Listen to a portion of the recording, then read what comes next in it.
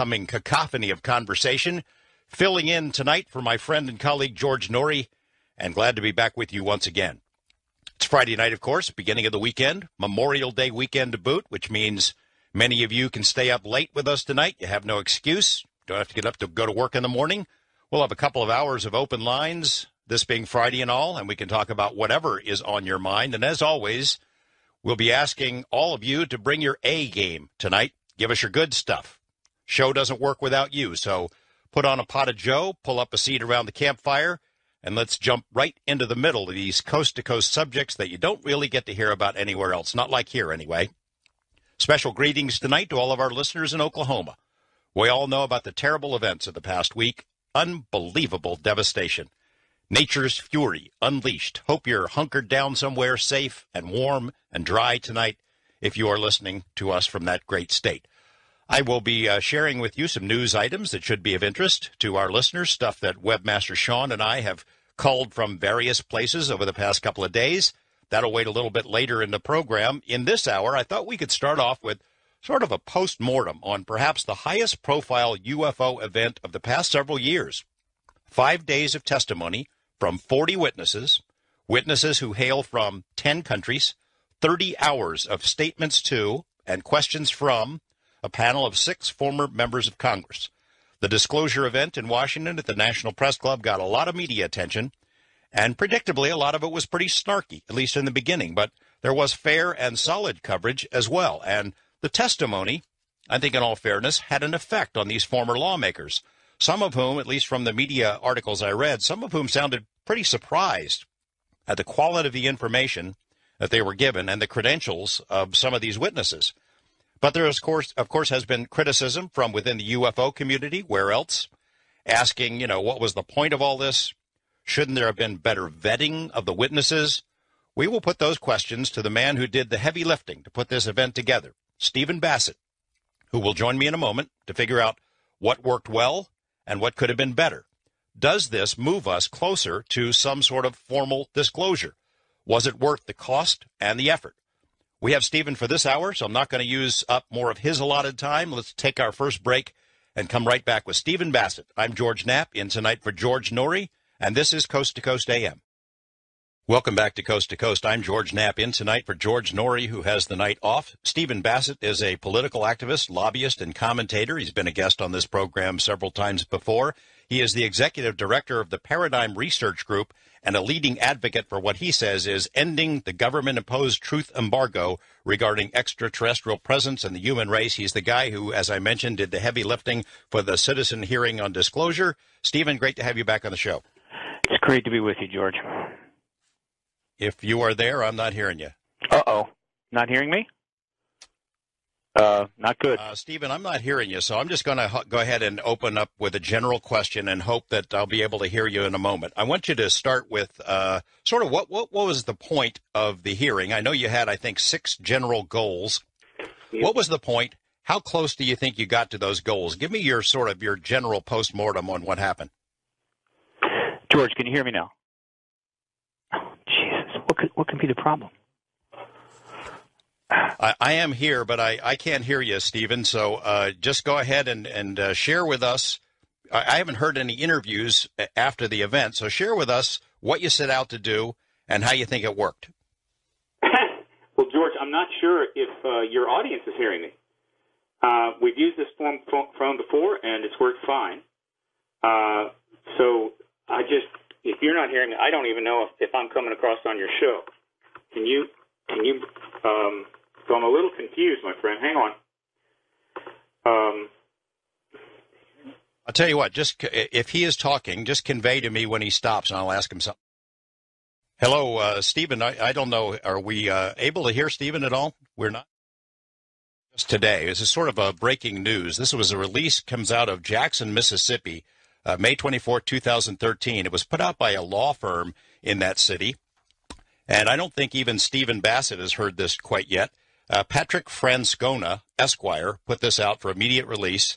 I'll share it with you the first time anybody's hearing it. 6 former members of Congress have signed a letter to President Obama expressing concern over the lack of response by the Veterans Administration to requests for medical records pertinent to the medical treatment of 2 career U.S. Air Force veterans who suffer from medical disability stemming from contact with an object of unknown origin while on duty as base security at the U.S. Air Base at RAF Bentwaters in December 1980. If you saw any of the citizen disclosure hearing, any of the proceedings from Washington, you know that some of the most dramatic testimony came from these 2 guys, retired tech sergeants John Burroughs and James Peniston, who claim that the government is denying them proper treatment for injuries they sustained in the line of duty at this base security at Bentwaters, December 1980. Peniston and Burroughs were the first on-scene responders to a potential base incursion by an object of unknown origin into one of the most sensitive U.S. Air Force installations at the height of the Cold War. And as such, the pair were momentarily on the front lines of the U.S. Air Force defense establishment in Europe. The most perplexing aspect of this case is the apparent classified status of the records in question by the VA. This was sort of a major point that was raised at the hearings. These guys want to know what they were exposed to. The pair testified before the former members of Congress at the citizens' hearing on disclosure. The former congresspersons include former Senator Mike Gravel of Alaska, former House of Representatives members Merrill Cook of Utah, Roscoe Bartlett of Maryland, Darlene Hooley of Oregon, Carolyn Kirkpatrick of Michigan, and Lynn Woolsey of California. This letter, a copy of which was sent to both President Obama and the head of the VA, said in part, as former members of Congress, we're writing to express concern over the lack of response by our government to 2 of our retired servicemen who dutifully served our country during the Cold War. The letter went on to state the denial of access to these records and requesting presidential assistance in obtaining them. To this day, of course, there's been no real public explanation of the events surrounding their exposure to the phenomena. If you're familiar with the Bentwaters case at all, you know that there's been a great deal of difficulty in getting a straight story. For a long time, the military wouldn't say anything, and then they released all sorts of bogus sorts of explanations about what might have been seen in the forests outside of the base there on a couple of evenings. They tried to explain it away as a lighthouse, light from a lighthouse, and other pretty weak explanations that really didn't fit. The guys who were there, Burroughs and Peniston included, walked in the forest. They saw this thing darting around in between the trees. I think a couple of them even touched it. They claim that formerly classified documents confirm that the Air Force has been aware of these dangers presented to the airmen, but failed to properly brief them for their mission. Both Burroughs and Peniston have experienced medical issues in the years since their encounter at Rendlesham Forest. The VA has utterly denied benefits to the pair and further obfuscated any release of medical records on this incident without reason. Burroughs said, we've been stonewalled. None of the avenues have led to proper support of our post-incident medical issues, nor to any viable explanation of why information useful to the treatment of our condition is being withheld. Almost 2 years of utterly futile attempts to obtain Burroughs and Peniston's service medical records from the government, in addition to a failed attempt by former Arizona Senator John Kyle, it's becoming ever more apparent that someone somewhere does not want them released, said the attorney, the counsel for Burrough and Peniston, the guy whose office put out this release. Burroughs said, we don't intend to be the last 2 casualties of the Cold War left hung out to dry by our chain of command and obsolete notions of national security. There is no reason at this late date to deny us the information that may extend our lives, the bulk of which we spent in service to our country. I think that was some of the most dramatic testimony I heard. I didn't get to hear all 30 or 40 hours of the testimony at the hearing, but that was some of the most dramatic stuff. I would point out, I hope we get Stephen Bassett on here to talk about this, but some of the other highlights, at least for me, were the testimony of foreign witnesses. They had a scientist from China who sort of outlined the interest in UFOs and ETs in his country. We think we've got a lot of interest here in China. I mean, you have UFO groups that have members in the millions. He said that he testified that the material that has been studied by Chinese scientists is taken pretty seriously and presumably also taken seriously by their government. The other, I think, highlighted the testimony as far as I was concerned was the guys who talked about these intrusions at nuclear bases. In addition to the 2 guys at Bentwaters, there was testimony about guys who were on the northern perimeter bases If you've ever heard about those incursions, Robert Hastings has written about them. Hastings was invited but did not attend the event. But some of his key witnesses who were there when these things flew over the bases, interfered with launch control codes, things of that sort, were chased and disappeared. They testified, and some of their testimony was pretty powerful as well. One witness that really jumped out at me, and I spoke about this last weekend, I was at this UFO event in McMinnville, Oregon, was this guy, Colonel French. And here was a guy who worked for Project Blue Book. It was essentially his job to explain away UFO cases, and he admitted it. He would travel around the world, around the country. He would interview witnesses who say they had seen UFOs, and then he would come up with some sort of a way to explain these things away. However, he had never before revealed this story that he had his own UFO incident, and he testified in front of this member of 6 former members of Congress and told about this encounter. He saw this UFO that went into the water, and he saw these 2 alien-looking occupants who got out of the craft underwater and were trying to effect what looked to him like repairs on the craft. Of course, he went back to his superiors, told them what he had seen, and then they put a file in the report, the official Blue Book files, which sort of explained the whole thing away and downplayed it significantly. He had interviewed witnesses. There were dozens of people there who saw the same thing he did. But, of course, the whole thing was sort of brushed under the rug. This is sort of suspicions confirmed, I think. A lot of the things that we have thought about Project Blue Book over the years, that it was a whitewash, that it wasn't really a scientific study at all, that it was basically a public relations effort designed to get rid of the UFO issue, make people not take it very seriously, to make fun of UFO witnesses, come up with explanations like swamp gas for various UFO sightings. This guy who worked for Project Blue Book confirmed it. That's a pretty important testimony. Of course, the other testimony came that really caught people's attention and got a lot of media coverage is from a mystery man. We'll call him Anonymous. He appeared only on videotape. I don't know if you've seen this videotape, but it's pretty amazing. The guy claims to have worked first as an Army cryptographer, then went to work for the CIA, said he was sent out to Area 51, that he remembers the same sort of facility south of Area 51 at Papoose Lake that was described in 1989 by Bob Lazar.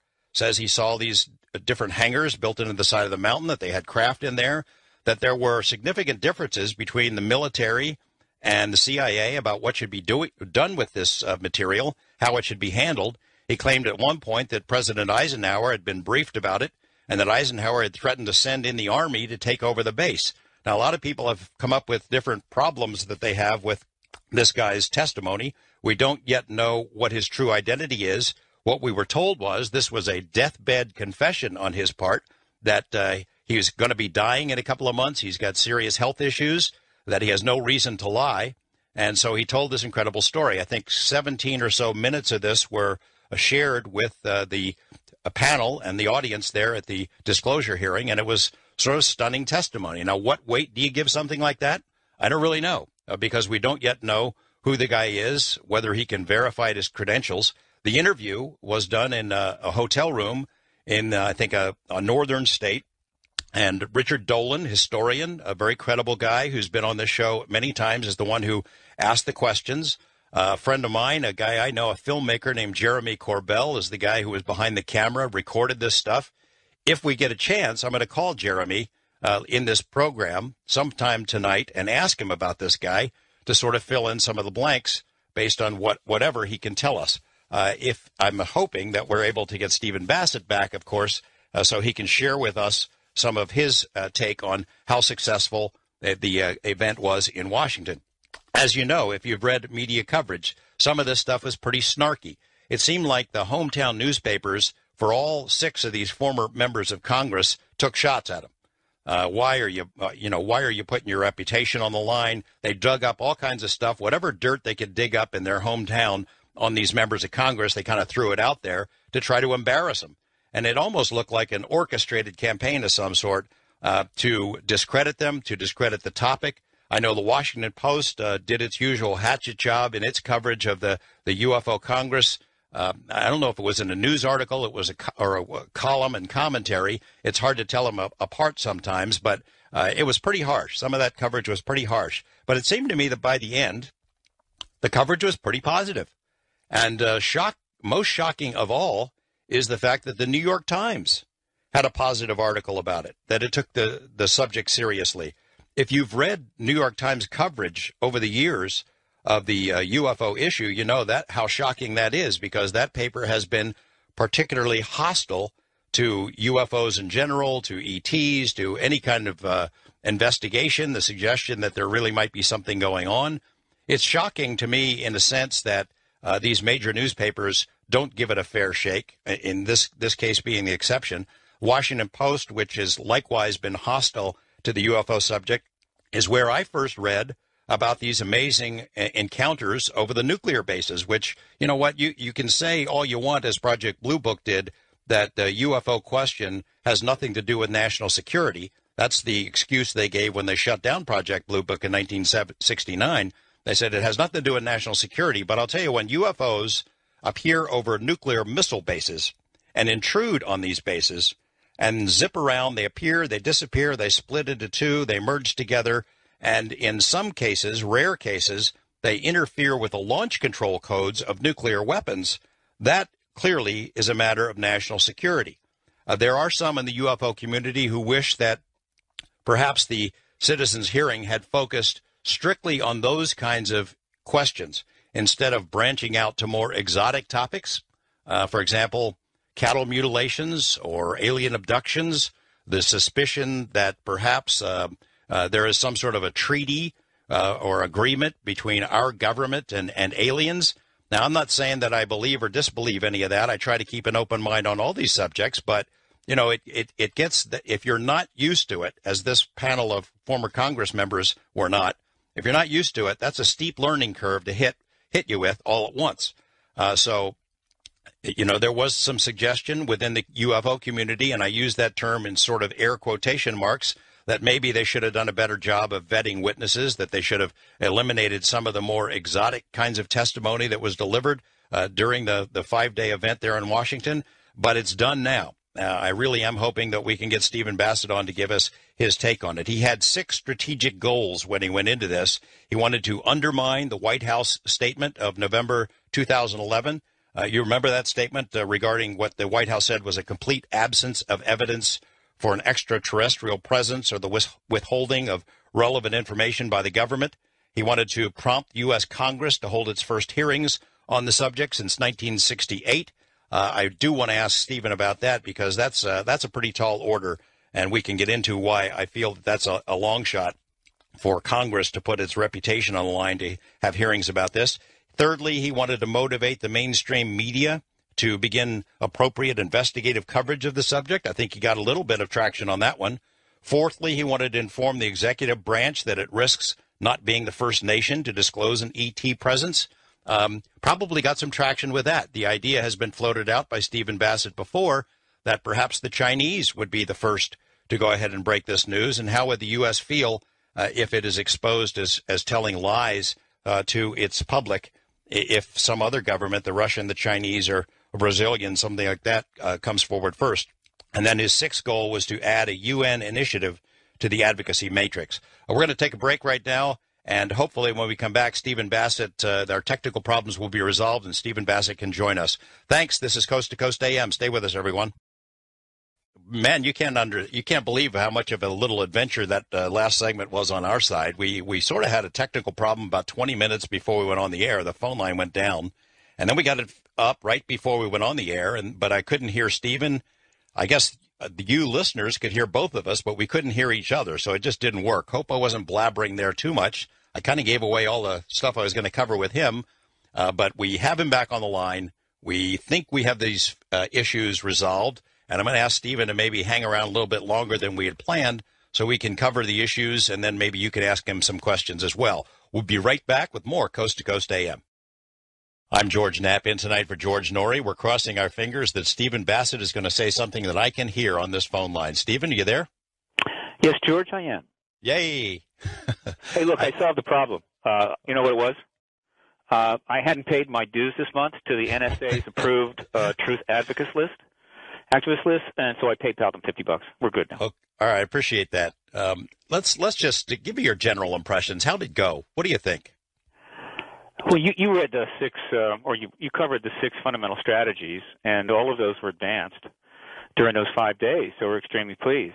The media coverage was significantly impacted by the tragic events in Boston, which happened at just the right point in which the media would have normally been looking to decide about coming down and covering us. This happens. This way it goes. Terrible for the people in Boston. Nevertheless, we got a lot of coverage, but it's only just beginning. See, the nature of this event was structured to not come and go. Your typical 2-hour press conference. If they don't show, that's it. If they do show, they write an article and it's gone. When you hold something over 5 days, then some media show up on Monday, and then the ones that didn't show are wondering, well, we should be there too. And then they come on Tuesday, and then some others see that, and then they come on Wednesday. So that's why we hold it over 5 days. More importantly, we have a publicist, an independent publicist working out of Washington that knows everyone there, and she is going to be working continuously going forward to keep this in the news and to start getting this subject on major mainstream talk shows. So that's just the beginning. I mean, the webcast, a lot of people watch it from all over the world. They're still going to the archives and watching it there. And, of course, we have the full record of the 30 hours in high definition. So we can continue to put this material in front of the press over and over and over again. And that's just the beginning. The event achieved what it was intended to do initially, but this is only the beginning, George. Well, let's talk about media coverage, for example. I mentioned during my long soliloquy there that some of the coverage was particularly snarky, aimed at trying to embarrass the members of your panel, at least in the beginning. You expected that, right? Well, there was some of the early coverage of the committee members I thought was poor, but that got better, and they've gotten some fine coverage. They've also done quite a few interviews, and those have gone well. One of the great successes, I think, and I think a milestone in a way, was that the New York Daily News, which is sort of a hybrid between a tabloid and a regular paper, which is very common in the UK. There are a lot of papers like this. They sent a reporter down first day, and he did one of the worst pieces I've ever seen. It was just god-awful. By the end of the week, the New York Daily News had gotten so much grief from so many people, and they sent the reporter back who did a straight and a good piece. To me, that was a milestone. Then the New York Times showed up. So the idea of the event, aside from the six fundamental strategies, which you mentioned, and mentioned well, I should say, is that we wanted to create something big enough, broad enough, deep enough that we would hit what we'll call critical mass and trigger a chain reaction. That's that simple. If you don't have enough bricks of uranium stacked in a pile, you don't get a reaction. And we will stack a lot of bricks there. And so that chain reaction could trigger any number of things. It could trigger congressional hearings. I think the members of Congress are probably, if they were reluctant to come down there in person, but then they could have watched it in the privacy of their home on the webcast, or any of their staff could. So they're aware of it. I've gotten one call from somebody that says, yeah, it's kind of the buzz talk around the back rooms. They saw how well it went. They saw how these Congress men and women and one senator conducted themselves. They saw that overall they got some pretty good, I think, press on it. And they didn't all, dry up and blow away. And they may be thinking, if they're getting that kind of response, what would it be if we brought a couple of hundred witnesses up here and held hearings for weeks and started digging into the truth of this issue? Maybe our approval rating would go from 10% to 40%. So that, I think, was a potential trigger that can come out of this. The other, of course, would be the media. And any couple of papers that decides to go Watergate on this and start digging and asking questions of the right people, they could blow the truth embargo out of the water in a few weeks, frankly, or a few months. Well, I mentioned, for example, the nasty stuff that was in the Washington Post early in your proceedings there. Yeah. And Washington Post is where I read about those overflights at the nuke bases years ago. And they printed the story once, and then they dropped it. And then, of course, the New York Times, that was the biggest surprise of all. That coverage was fairly positive. The new testimony is probably the most important in the entire hearing. The fact that it's not a major story, that all these people are being interviewed by every paper in the country is, of course, perfect representation of the truth embargo. A lot of people don't know that event was actually written up when it happened in the Minute paper. In other words, it was in the paper. They talked about it. So here you have a paper, it's local, that covers the shutting down of nukes, and that doesn't go national, AP, full bore. No. Of course, that was 67. Truth embargo was intensely being covered, engaged in. So, yeah, there's been a truth embargo. They've contained this issue for national security reasons. We understand that. The evidence for that is overwhelming. But now it's 22 years after the Cold War, and we would like to get on with civilization. Thank you very much. Some of the criticism, you had to expect this from within the UFO community. And again, I'm using air quotation marks around that because, as you know, it's a fractious community. It's often at odds with itself. Robert Hastings, who you invited him to be a speaker, I think, at the hearing, had put out a paper saying that, you have a problem. You didn't vet your witnesses. You should have maybe focused on just the more credible guys, the military guys, and left some of the more exotic stuff out. Larry Lowe sent me a statement who said he writes about this stuff. He said, basically, you gave grist to the mill to people who want to make fun of it. Well, I couldn't disagree more. I have a ton of responses from all over the world that have come in, and I can say that the responses to this event are the strongest I've ever seen to any event related to the subject matter, ever. Not simply mine, but other advocacy conferences and press conferences, what have you. Extraordinary response. Game breaker. Total change. The overall press, pretty good. And I don't like to use the word UFO anymore, George. UFO could be a frisbee, a flock of geese, could be a snowball. We're not in the UFO business. We're in the extraterrestrial presence business, which has been proven many times over. We brought 40 witnesses together. The overall consensus is that it was an extraordinarily strong group. The fact that some people can find fault with one or two, is that even possible to not have happen? So overall, the criticisms that have been brought to my attention are a tiny minority of the response to this issue. So I'm sorry we can't please everybody. But let's back up on this now. It's extraterrestrial. I think there's a lot of evidence that it's some kind of alien intelligence, some other intelligence. What's the rock solid proof that it's extraterrestrial? The collective evidence clearly points to this. What evidence? If you have a phenomena that can't be explained by human activity, you have craft traveling 10, 15,000 miles an hour in the 40s. You have beings that have been seen by a lot of people who do not look human. There's extraordinary technology. And so it didn't come from some people living in a basement in Schenectady. It didn't come from the inner earth.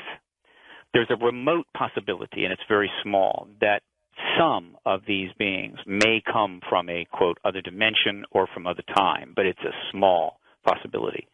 The overwhelming likelihood, and it's compelling, is that they are coming from one of those now, 70 billion, 700 billion, I forget what the consensus is, potential life planets in our own galaxy alone.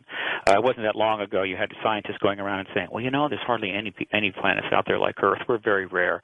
What a bunch of nonsense. The number just grows and grows and grows.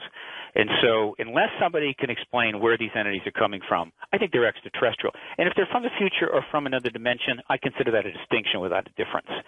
And so, when it comes time to speaking truth to power, George, you got to speak the whole truth and nothing but the truth. I actually wrote an open letter to Al Gore a while back. It's up, but you can find it up on the PRG website. And it was after he was doing his energy thing, his global warming thing, and talking about how we need to solve this problem by inflating our tires and things like that.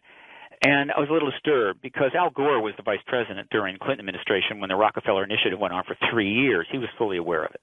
And there is technology within our military intelligence black programs that is almost certainly derived in some part from extraterrestrial technology, from crashed vehicles, and it's just not available to us. It's only available for weaponization. Meanwhile, we're facing all these problems. And so the message I was saying to Al, you really want to speak truth to power on the environment and how we can solve these problems? You got to speak the whole truth and nothing but the truth, and then leave your fate to history. And so somebody has got to come up and stand up and say, look, the emperor is in fact naked. He hasn't got any clothes on. Let me make another point. Ronald Reagan went to Berlin. He stood at a podium in front of the wall, And he said to Gorbachev, Gorbachev, Mr. Gorbachev, tear down this wall. Now, a lot of people were very upset with that, even though it was absolutely the truth, that wall is an abomination and it had to come down, and it wasn't going to come down unless Gorbachev gave his approval to it. And they said, that was just too harsh. That was too straightforward. It's too much truth. President, why didn't you say something more equivocating, like Mr. Gorbachev, I'd like to suggest to you the possibility that you might consider tearing down the wall? Tear down this wall. And so I consider one of the most important aspects of what PRG does is not to equivocate on this, to speak truth to power. Other people don't want that. They say, "Oh, you'll upset people. It'll hurt other projects. Don't bug the government. Don't hit them in the face like that." No. Oh, okay. All right. You're preaching to the choir on this. I don't want to beat a dead horse, but I mean, there is evidence of something, some other kind of intelligence. It's from somewhere else. I just meant that I think the evidence that being extraterrestrial is not as strong as you suggest. And I remember Jacques Vallée saying, look, it looks like these things can essentially bend space and time, so they could be extraterrestrial or interdimensional or both. They could be time travelers, all the above. We have a lot of information that they're from somewhere else and are alien to us. I think the evidence for them being extraterrestrial is something else. But, you're welcome to your opinion. Delay is about 40 years behind the curve. George, are you aware that over 1 million written statements have been submitted to the contact researchers over the last 25 years, some individual accounting for their direct interaction with extraterrestrials? Well, their encounter with something alien. I don't, unless the aliens tell them, "Hey, we're from this planet," which does happen from time to time. It does. Yeah. So you have 1 million written accounts that, of course, the media won't cover. We didn't include that in the citizen hearing because we didn't want to blow the minds of the political media in Washington. We just wanted to impress their minds, not blow them up. But it's 1 million accounts. A consistent bell curve of evidence and testimony, and in huge number of instances, the extraterrestrials tell them from another planet, right? And so, look, we can equivocate all day long. The point is that there's extraterrestrials engaging the planet. That's what I have to say because that is what I'm convinced is true. I'm not alone in that regard. I have no intention in equivocating on it, period. Others can do that. It's okay. Not everybody can stand up and say, "Oh, the emperor is naked." They can say, "Well, he might have some boxer shorts on or something. I can't quite see for sure." But somebody has got to stand up to the government and say, there is an extraterrestrial presence, and it's time that you told us about that. And you think that there will be congressional hearings as an outgrowth of this? Who knows? The Congress is going through a bad time. They've been somewhat ineffective for the last 25 years. Their approval rating has been as low as 10%, which I think the Politburo had a better approval rating. Right. But, I mean, this helps that? You think hearings on UFOs would help that? Well, here's the thing. The government, the military intelligence community pulled this issue out from under the president and the Congress a long time ago, meaning you don't have a need to know. And that includes the oversight committees of the House and Senate Intelligence, right? Forget about it. They don't tell them much of anything. And so they just don't have access to information. They have to spend 80% of their job raising money to get elected again. The rest of the 20% they got to use to do it is a fairly difficult job, being a member of the House or being a member of the Senate. They don't have time to really delve into other issues. They have to narrow focus on a few things. And the fact is that I'm sure most of them simply don't know about this. And what we saw in Washington from April 29 to May 3 is that 6 members, pretty good people, well-respected in Congress, not stupid at all, who had 80 years of service in the House and the Senate between them, by the 3rd day, their hair was on fire. This was the first time they had ever seen, in a very personal way. Maybe they caught an Ancient Aliens on the History Channel, but this is the first time they'd had Air Force officers with national security clearances that worked on SAC bases saying a craft came down, hung over the gate, and turned off all the missiles. A craft that I can assure you didn't come from Peru or Poland or the inner Earth. And so when they started hearing this stuff, and by the end of the hearing, I mean, they wanted to do as much as they could within the constraints that they have, and they did a number of things. We can talk about that later. But I believe that if the Congress, which is right now probably the least respected legislative body in the developed world, maybe there's a less respected one in Somalia, but in the developed world, least respected body, were to say, why don't we at least allow 100 of the military agency political witnesses to come before us for, say, a week or 2 weeks of hearings, take the oath, and tell us what they know about events and evidence on this issue, and see what happens. And you know what would happen? Within 5 days, their hair would be on fire, and their approval rating would be gone, as they say on the music charts, straight up with a bullet, and they'd be going, my God, I'm proud to be a member of Congress again. That's what's waiting for them. The president, if he were to work a deal with the military intelligence community and finally come to an understanding of what they want and what he needs and get the disclosure deal done, will effectuate the most profound event in human history, and his party will an enormous prestige, and his nation will achieve an enormous prestige, which he could lose at any day to China, Russia, Brazil, pick a country. Right? These are the messages these entities need to hear. Look, I understand they're all dysfunctional and they're all upset, and they spend most of their time staring at their shoes while they kick every legislative issue and every can down the road. I get it. But history continues on in spite of that, and they're being left behind. And the country's being left behind because it's dysfunctional, it's not taking action. And the largest issue, the most important in history, is right under their nose. It's been shoved under their nose over and over again for 65 years.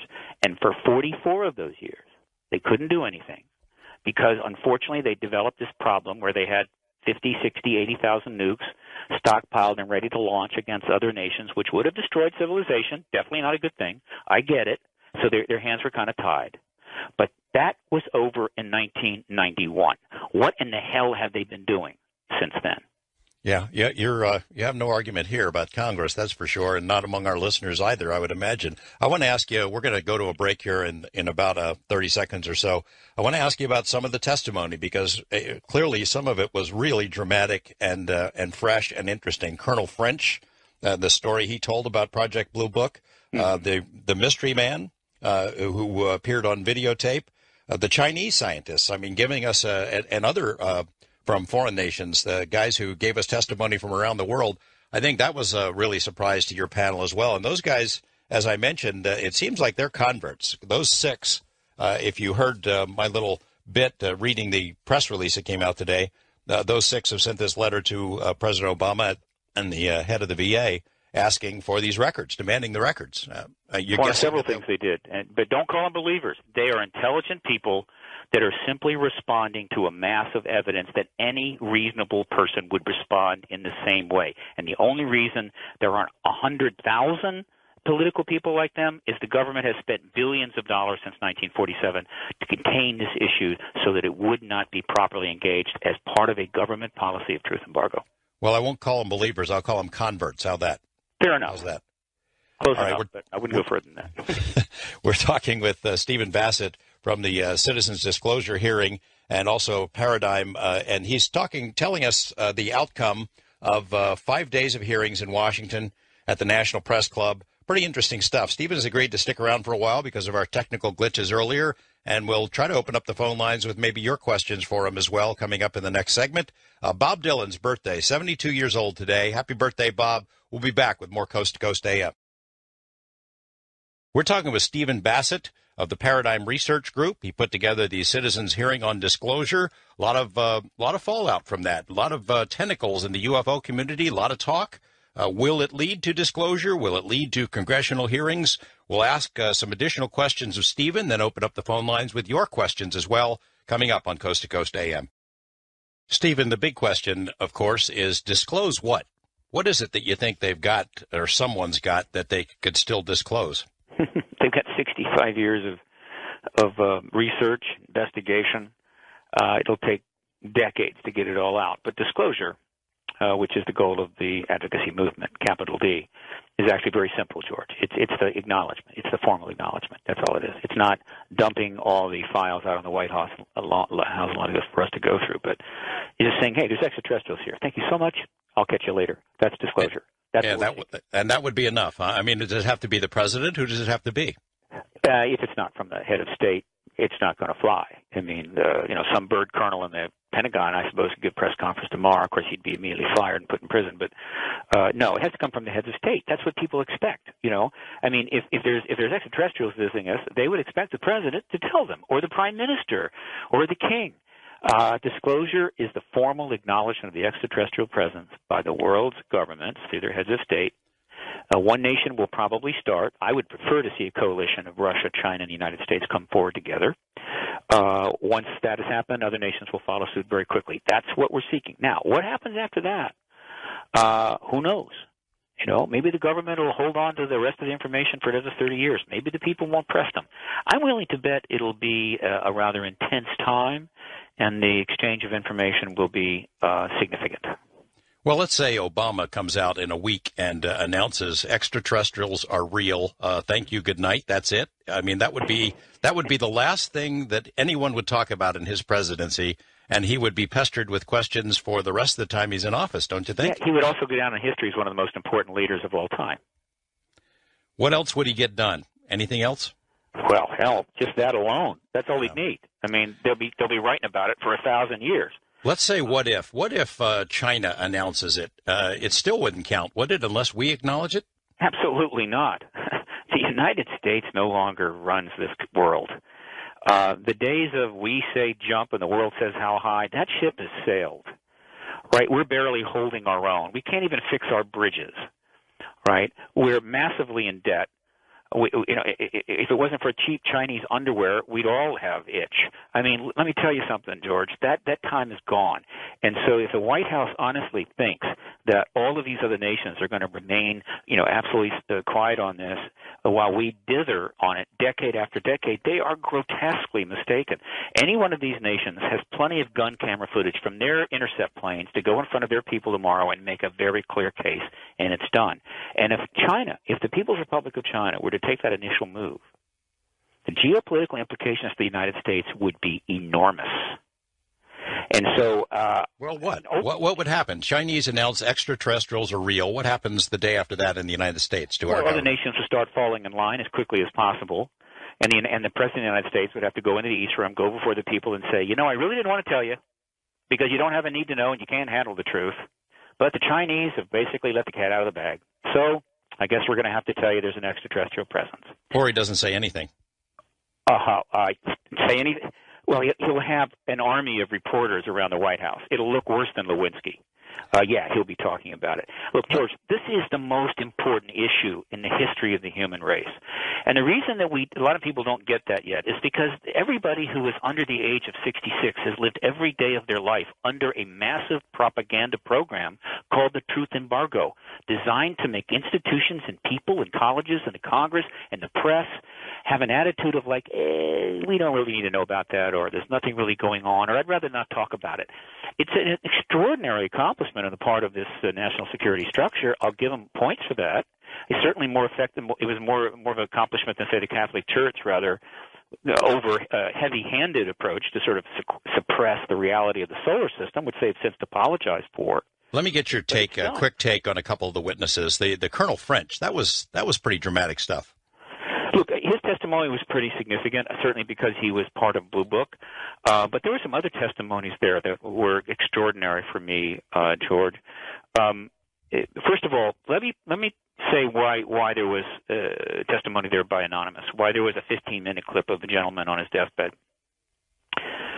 Did I think that somehow this was some sort of a smoking gun? No.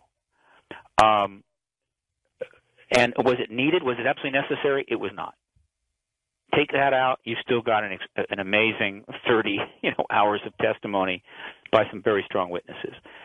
I included this testimony so that it would be representative of all of the people out there who have been involved in this issue, and there have been thousands, who worked in good faith for their government, served their careers, retired, signed non-disclosure oaths or had classification, statuses that didn't allow them to talk, in some cases to anybody, not even their children or their wives, and have either taken this to the grave or considered possibly coming forward as they near death. He is, for me, standing in for all of those who can't speak.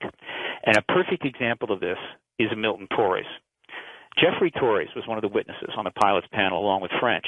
And the reason he was there is that Milton Torres his story was outed when the UK released another batch of files back in 2008. And one of those files was his case where as a U.S. pilot assigned to Britain, he was asked by the Brits to go out and chase a bogey over the English Channel in a heavy fog. And he went up, and he's chasing this thing, and at some point he's ordered to shoot it down, which is an absolutely extraordinary thing. Think about it for a second. This pilot, Milton Torres, was asked to shoot down a bogey in a fog over the English Channel. Could have been an Air France plane, could have been Belgium, could have been whatever. They could have been shooting down a passenger plane, and yet he was ordered to shoot it down even though he didn't have visual contact. And he was also upset because the thing was the size of an aircraft carrier according to his radar. And he didn't like the idea of shooting at an aircraft carrier, particularly a flying one.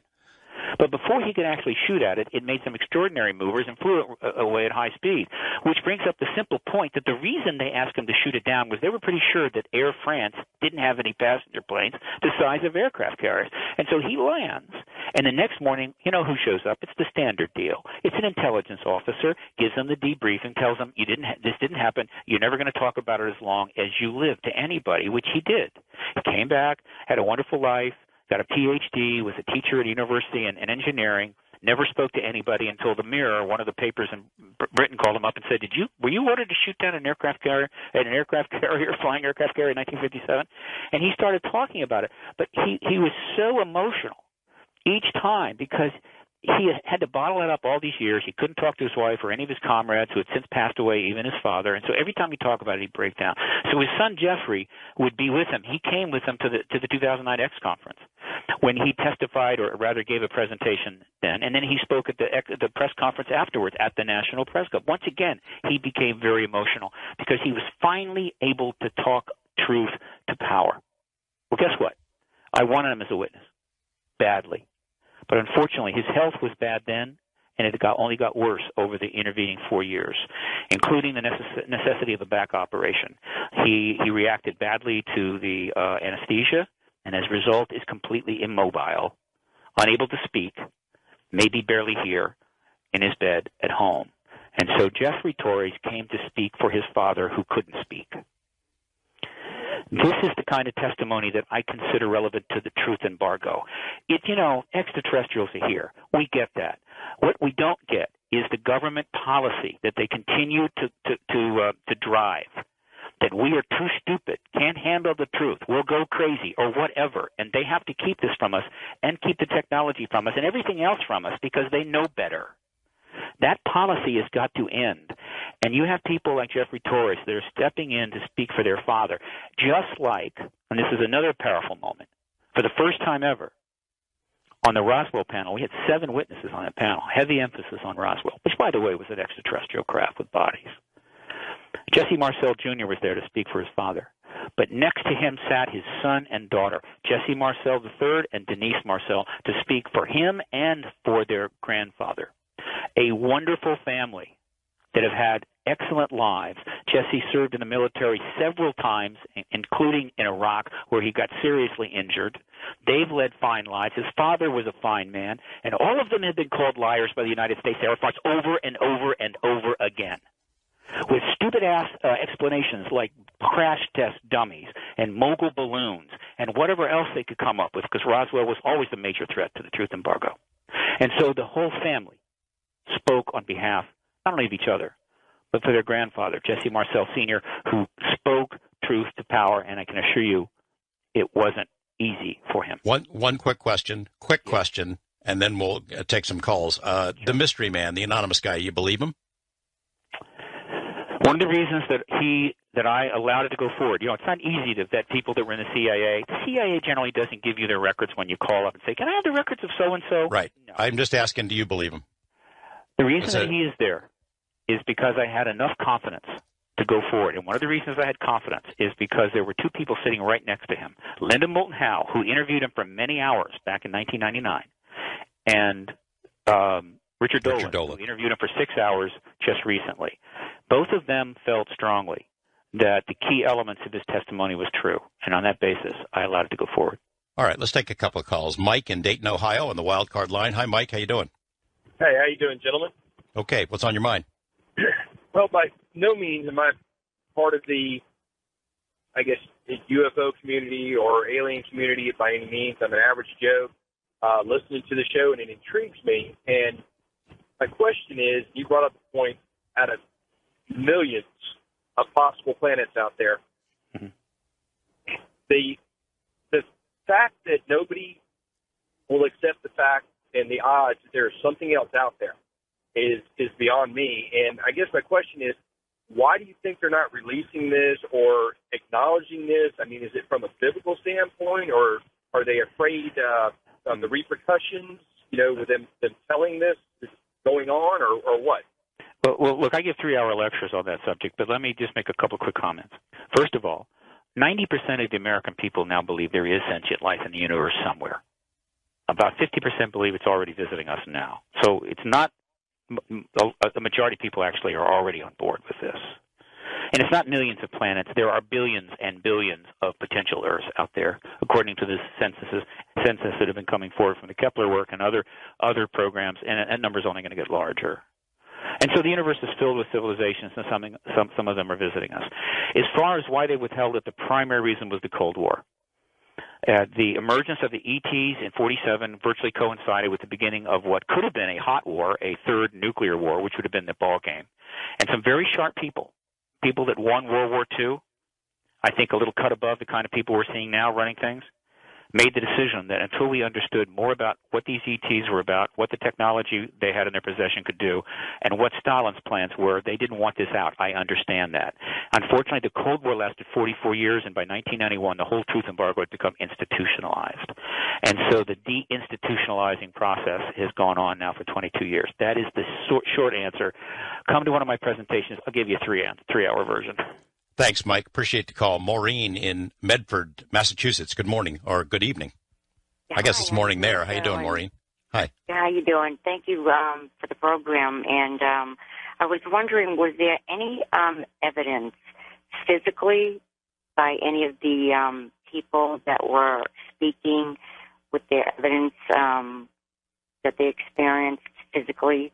Or was there any physical evidence that I think there was a doctor that extracted actual pieces that were inserted?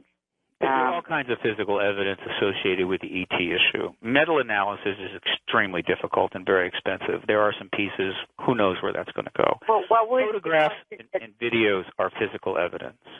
Trace cases, traces on the ground, physical evidence.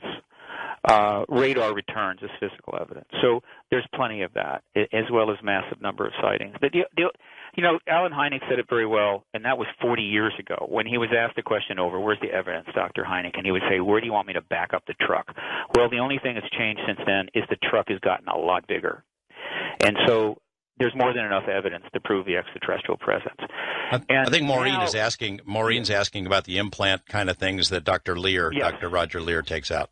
Implants are also a form of physical evidence, and I did include that, even though contact was not part of this hearing. I didn't want to go there. I didn't want to overheat the minds of the political media in Washington, D.C. This may be part of another citizen hearing in the future. We shall see. But implants are physical evidence, and that was included. And there have been many, many implants removed. Dan in Montrose, New York. Hi, Dan. Good evening. Thank you, George. Stephen Bassett, you're a hero of mine, and I have to agree with you and some other ufologists. I, too, believe that know that these ETs are extraterrestrial, not from another dimension or parallel universe or time travelers. But a number of years now, for the longest time, and just a few years ago, I did a study on the size of Antares and Betelgeuse, the two stars. It takes 175 years for a jet traveling 500 miles per hour to revolve around that star. Mm-hmm. But also, for the longest time, I've always held on that all the matter, elements, and energy and chemistry and physics on this planet is only 1%, if not a heck of a lot less than what's out in the universe. And a few years later, mainstream scientists have said, and they question, can life evolve from a different chemical code? Scientists ponder if life elsewhere is based on another set of amino acids. I agree. They're finally saying what I've been saying. Secondly, to this, scientists have also been saying that the laws of physics may change across the universe, or would change across the universe. So I'm saying that they said, do the laws of physics change from one region of space to another? If that's the case, if the chemistry and physics is different throughout this galaxy, these ETs would be biologically and technologically different. So when we see them, what do? We pass judgment on them that they're from another dimension or they're time travelers? Of course not. They're just displaying physics, chemistry, matter, elements, and biology that we Earth people do not have access to. And frankly, I hope Earth people never get to it because they're more advanced than us. They know how to utilize it. We don't. Yeah, look, all right, Dan. Simple. Dan, their thank you. Technology is better than ours. That's simple. I'm sorry? It's simple. 150 years ago, there were no cell phones. Now there are. 150 years from now, we'll probably have some kind of space drive that gets around the relativistic theory. There's nothing shocking about that. They have better physics than we do. They know more about physics. There's nothing. In fact, that would be extraordinarily odd if they didn't. Right? It would be like us going 200 years from now and having our technology remain exactly where it is. It's not going to happen. So they have better physics. That's why they can get from there to here. That's it. It's that simple. And the technological changes and advances are exponential. They're not just incremental. Now, George, one thing I want to make sure we get in here is that, the citizen hearing is just the beginning. There's a lot going on because the goal is to get disclosure this year. And let me quickly tell your listeners just some of what's happening. First of all, we are continuing to webcast, both in English and Spanish, the entire 30 hours. It's accessible at citizenhearing.org, citizenhearing.org. We're going to hopefully get up some archives of this in other languages in order to expand the availability to the world's people on this. And, of course, we're going to use this footage and try to work it into major media so that we can expand the audience for this material, as well as, put it into the news organizations. We'll continue to do that. The documentary that is being built around this is being filmed and hopefully will be available later this year. It is called Truth Embargo, and the initial website is up at trutsembargomovie.com, trutsembargomovie.com. And we will be doing some crowdfunding on that. Now, in addition to that, something very important happened in this hearing. In addition to the fact that the 6 committee members signed letters demanding that the medical records that have been classified for John Burroughs and Jim Penniston be released, which would be interesting, right? Which shows what good people they are. I mean, they did this totally on their own. They did something else. They issued a communique that was written up Thursday night after the international panel and then was signed on Friday. And so it is the Citizen Hearing Disclosure Washington Communique, May 3, 2013. And essentially what they did in this communique is empower. We're talking with Stephen Bassett of the Paradigm Research Group, and he was cut off in mid-sentence there, so we're going to let him finish his thought, take one more call, and see what else is on your mind as well. Stay with us. Much more to come here on Coast to Coast AM. Welcome back. I'm George Knapp in tonight for George Norrie. My guest is Stephen Bassett of the Paradigm Research Group. I wanted to give you a chance, Stephen, to finish your thought there. And also, the phone lines are full. If you want to stick around, we'll take some more calls. Absolutely. I was trying to point out that something fairly important happened at this conference, not conference, but rather hearing. As I indicated, the committee was extremely impressed with the testimony, and by day 2, they were already in a whole new frame of mind. Congresswoman Kilpatrick brought up the fact that this should have an international component. Mike Gravel, Senator Gravel, picked up on that, and then we held a meeting in the afternoon in a side room after the international panels were done, which included all the representatives from South America, plus Dr. Sun-Chi Lee of the People's Republic, etc. We had a quick meeting. The decision was made to issue a communique regarding the United Nations, which hasn't engaged this issue since 1978. And that's another interesting story. But the point is that the communique was written by Senator Gravel, and then I worked on it a little bit, and then Roscoe Bartlett, who has a degree in physics, I believe, PhD, worked on it, and it was then issued as the Washington Communique, May 3, 2013. And essentially, if you don't mind, I'll just read you the 3 key paragraphs. Okay.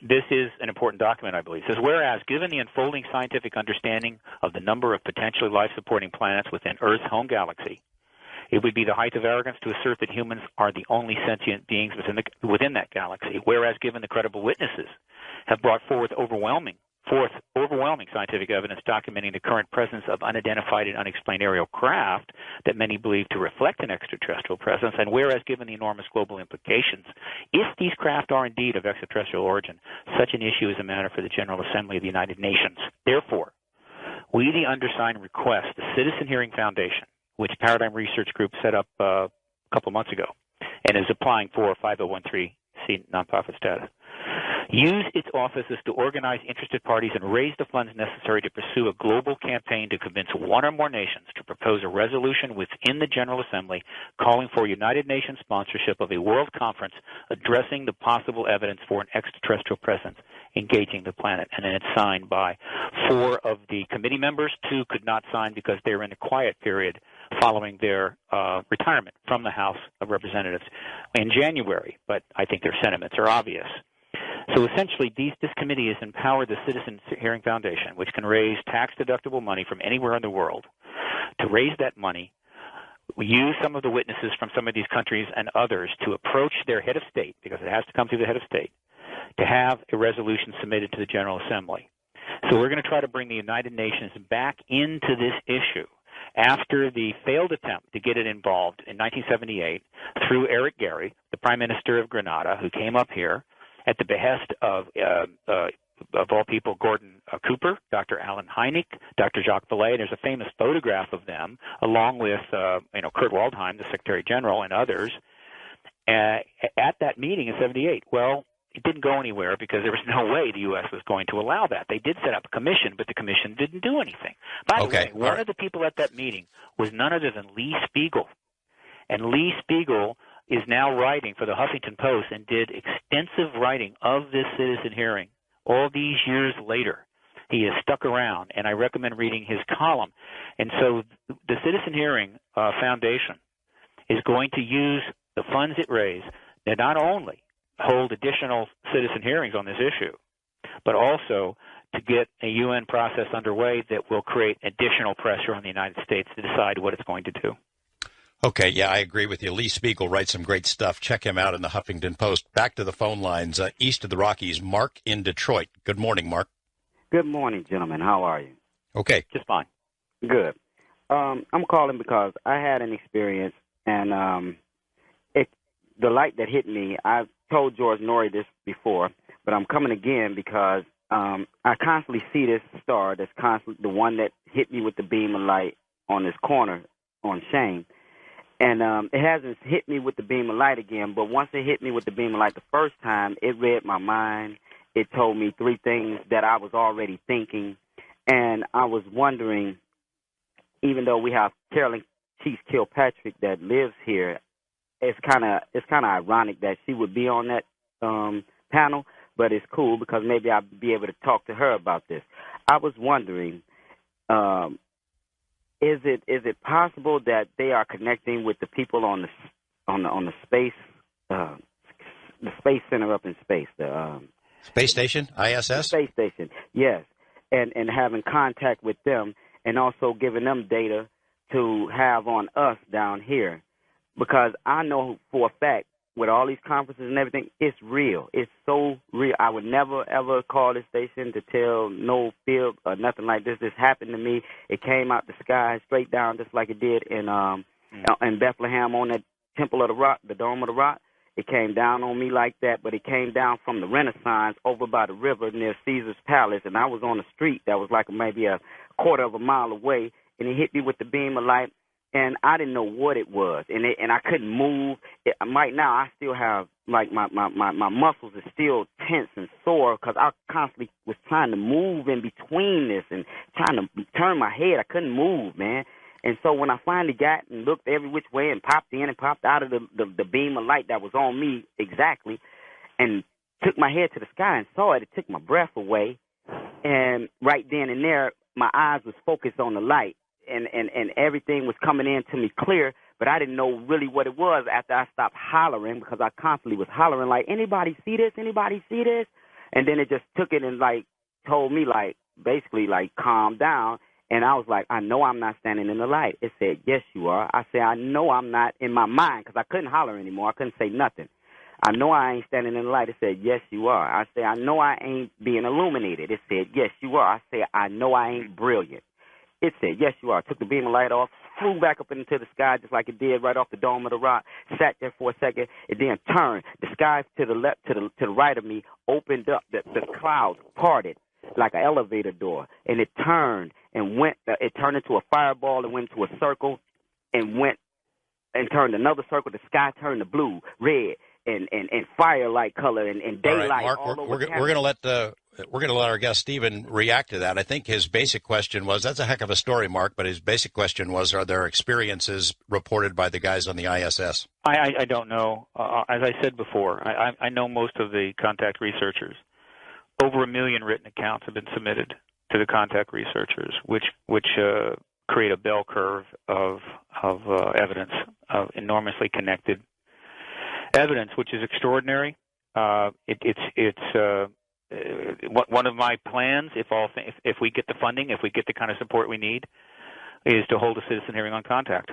And if we do that, we'll bring in the top contact researchers in the world, and a dozen or 15 or 20 of the most eloquent and communicative contactees who have strong memories of their experiences, and have them testify to former members of Congress. That will be an interesting 3 or 4 days. So, look, let's be clear. At the center of all this is contact, and it is the fundamental exopolitical issue. I understand that completely. It is what this is all about in some degree or another, and that's going to have to come out. But it's not necessary to go there in order to get the government to change the policy of embargo. But I can assure you the fact this contact is going on is one of the reasons why people in government are not particularly desirous of having to come out and talk about it, because it's so hard. Well, you know, I'm so really sympathetic, I guess, with the people in government that don't want to do things because they're hard. If they don't, then quit, and we'll find somebody else to take their job who will do hard things, and they will address this issue, including the contact issue, which is tough. I get it. But I assure you, in the post-disclosure world, it will be front and center. And that's just the way that it is. If you have a hearing in Detroit, you might want to contact Mark. That's a pretty colorful account there. Mark will be one of those witnesses, yes. Mark, we appreciate you calling in. West of the Rockies, Ed in Washington. Hi, Ed. Ed's gone. We're going to Jerry in Kentucky. First-time caller. Hi, Jerry. Welcome to the program. Yeah, hi, thank you. It's going to be hard to top Mark. Mr. Bassett, I have a question for you, please. You're trying to raise money to fund the hearing, I understand. Mm-hmm. Would it be possible in the future to produce most of the 30 hours into perhaps a 10 DVD set that can be purchased from you? Do you have any plans for that? We are going to look at every possible way to develop the 30 hours of testimony. We'd like to see it on the cable channels. We'd like to see it on the networks, DVD sets. All of that is possible, and we will do that. Right now, there are fair use clips of some of this testimony spreading out over the internet, which is fine. There's been some misunderstanding on part of some people out there who thought that all of this was funded by a grant. It was not. We did not get the money through a grant. What we got was a film production deal, and what that means is that an investor put up the money to do a film that allowed us to do the hearing as well. And that money has to be paid back. And so we have to protect our proprietary interest in the overall footage, but we are going to develop it and make sure that it is going to be seen in strong venues around the world. Jerry, thank you for the call. Wildcard line, Eli in New Jersey. Hi, Eli. Hey there, guys. I could go on and on about my love for you both, but I'll skip it. Thanks, you're doing the right thing. I'll keep it short. 2 questions. 1, what do you have to say on political activism regarding this? And 2, do you have any comments on Greer's CE5 initiative? In other words, should we be taking to the streets and talking about this? And should we be taking to the skies and talking about this with our neighbors and cousins in the space? Sure. And thank you very much, and the best to you both. Well, this advocacy movement is not one that lends itself to what we'll call standard political activist tools of marching in the street, million-person march in Washington, that kind of thing. It operates in cyberspace, and that's fine. and that's where it works. We have plenty of tools available to us. And so we can put pressure on the government from many different directions. Obviously, the hearing was a physical event, and that's fine, and we can do more of that. So it is an activist movement without question, and there are a lot of activist things that people can do, and we encourage them to do that, and we're going to be offering them options. So, and that's what I am. I'm not a scientist. I'm a political activist. My job is to get a policy change in the government, and is to end the truth embargo. Right? My job is not per se to find out everything about every phenomena that ever happened, but rather to end that policy, which I believe opens the door for us as a civilization to learn the truth about a lot of things. And that will be a very interesting time. I look forward to it. As far as the CE5 initiatives, fundamentally, makes sense.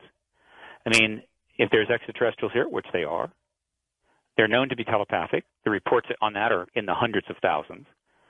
And so the idea that you go out and you make an effort to sort of call them in or say hello, that's kind of standard. No problem. Is it a good advocacy tool? I don't know. But it's people that are doing it, and they're trying to engage these entities. In other words, CE5 means they're actually going out to engage them. They're not just being engaged. And so it's a proactive thing. And I think the people that are proactive on this issue in that way, I think they're much more comfortable with this reality. It is still disturbing for a lot of people. I get that. But being proactive about it and maybe even trying to engage the issue like that, I think it makes people feel they're more in control. So I have no problem with it. And I think you're going to see a lot more CE5-type activities going on as in the coming months. And obviously, if we have disclosure, well, all bets are off then.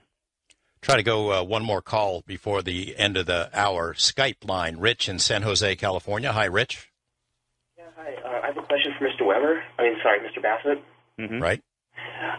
Sorry about that. So you've been talking about our government's basically disclosing the alien presence. And I was curious what you think would happen if the aliens were to disclose their presence to us on their own initiative. If we watch Hollywood movies, they would just land on the White House front lawn. Or do you think it would happen? They could do it anytime they wanted to, and they haven't, fortunately. It would be very bad. Unlike a self-disclosure process coming from the heads of state to the people, with the amount of time to digest, understand, explore, listen, learn. This would be a shock to the system, a force majeure, meaning which disempowers the government, shatters the social contract, and scares the hell out of people. And so an alien-driven disclosure event where they park a bunch of ships. You remember the moment in Independence Day when the president, Bill Pullman, walks out on the portico and says, "Well, I guess the question about whether we're alone has been answered." That's not good. And it's notable they haven't done it, and they could have done it any time. But maybe they'll change their mind. All I know is I can't control what they do, but we can control what we do. And what we need to do is to end this truth embargo and announce to ourselves the presence of this extraterrestrials and start informing ourselves as much as possible about what we know. And then if formal contact or some sort of open contact were to take place a year, 2, 3 years later, obviously it would be far less of a shock to the global systems and social contracts than if we have a force majeure event tomorrow. Why do you suppose they haven't done it, Stephen? You must have theorized about that at night. Why haven't they landed on the White House lawn? I mean, as Whitley Strieber once put it, they are the true architects of the secrecy. It starts with them. Well, I don't agree with that. I think, if anything, they're totally unsecret. I mean, take some night vision binoculars and just head west. I mean, you can't even look up in the sky without seeing something every night. They're actually, and they go back to the same fields every year to put crop circles down, with more and more people coming there to watch it happen. No, secrecy is not their game. But the best explanation I can give is that while their activities are clearly raising awareness around the world and driving a lot of the disclosure advocacy movement. I mean, like when the O'Hare sighting occurred, you don't think we didn't use that? I mean, they have a craft right over the airport. It's seen by a whole bunch of people and shoots up through the clouds. Of course, we jumped all over that. I think they're driving the self-disclosure process by their activities because in their worldview, it is our best advantage, and maybe in theirs, if we have self-disclosure first before any kind of open contact takes place. That's the best answer I can give you, George, but it's just a theory. Yeah, I would say agroglyphs are really interesting, crop circles, but it's not quite the same as landing on the White House lawn, an unequivocal statement of some sort. But I think that's a pretty good theory. I think it's a pretty good theory. Yeah. And let me tell you, crop circles is the number one thing that you could look at and say this is all going to work out pretty well. Because entities that would use that modality to sort of announce themselves, these beautiful artistic things in crops year after year, doesn't strike me as people that are ready to come down here and do that, go medieval on us. We got about a minute left. Anything else you want to say to the audience about what you do next? Look, right now, if we can get people around the world to line up behind the Citizen Hearing Foundation, which is a 501(c)(3) nonprofit, so that we not only can move quickly to get some countries lined up to submit resolutions to the United Nations, which I can assure you the United States does not want to see happen, and also immediately plan and execute before the end of the year the next citizen hearing. We've got a decent chance to end this truth embargo this year. The only reason that hearing took place is because a gentleman by the name of Thomas Clearwater out of Canada gave us over $1 million in a production deal to be able to do what we did. Without that money, that hearing cost $600,000. Without that money, there's no hearing. You can't get the truth by just wishing for it. People have got to come together, and they've got to earn it, right? Help the people that are trying to get you the truth. Fund them. It wouldn't take a lot of money, probably less than the salary of the average second baseman in the major leagues, to get this advocacy going. So we set up a nonprofit foundation. If we get support for that foundation, and by the way, that's it. You can see the initial page at citizenhearing.org. Eventually it'll have its own website, citizenhearingfoundation.org. That's the number one thing people could do if they're looking to see disclosure this year. Stephen Bassett, always good to have you on the program. Best of luck to you. This was a heck of a lot of work on your part. Citizens Hearing on Disclosure. As you mentioned, a lot of this stuff is online if people want to take a look at it. And I'm sure it'll be coming to a theater or to a DVD or player somewhere near all of us. Mm-hmm. Thank you for joining us. Really appreciate it. You're welcome. ELO takes us into the break with a beautiful tune written in 1975, Strange Magic. Coming up, we'll take more of your calls, whatever you want to talk about, and sometime in the next hour, try to get Jeremy Corbell, the guy who made that film of the Mystery Man that was unveiled in Washington. Stay with us, everyone. I'm George Knapp, in tonight for George Norrie. This is Coast to Coast AM. Thanks to Stephen Bassett for sticking with us this evening and answering all of your questions as well. I would have to tell you that I respect his positions. I do. I am a journalist in my line of work, my day job. I'm a right-to-know sort of a guy.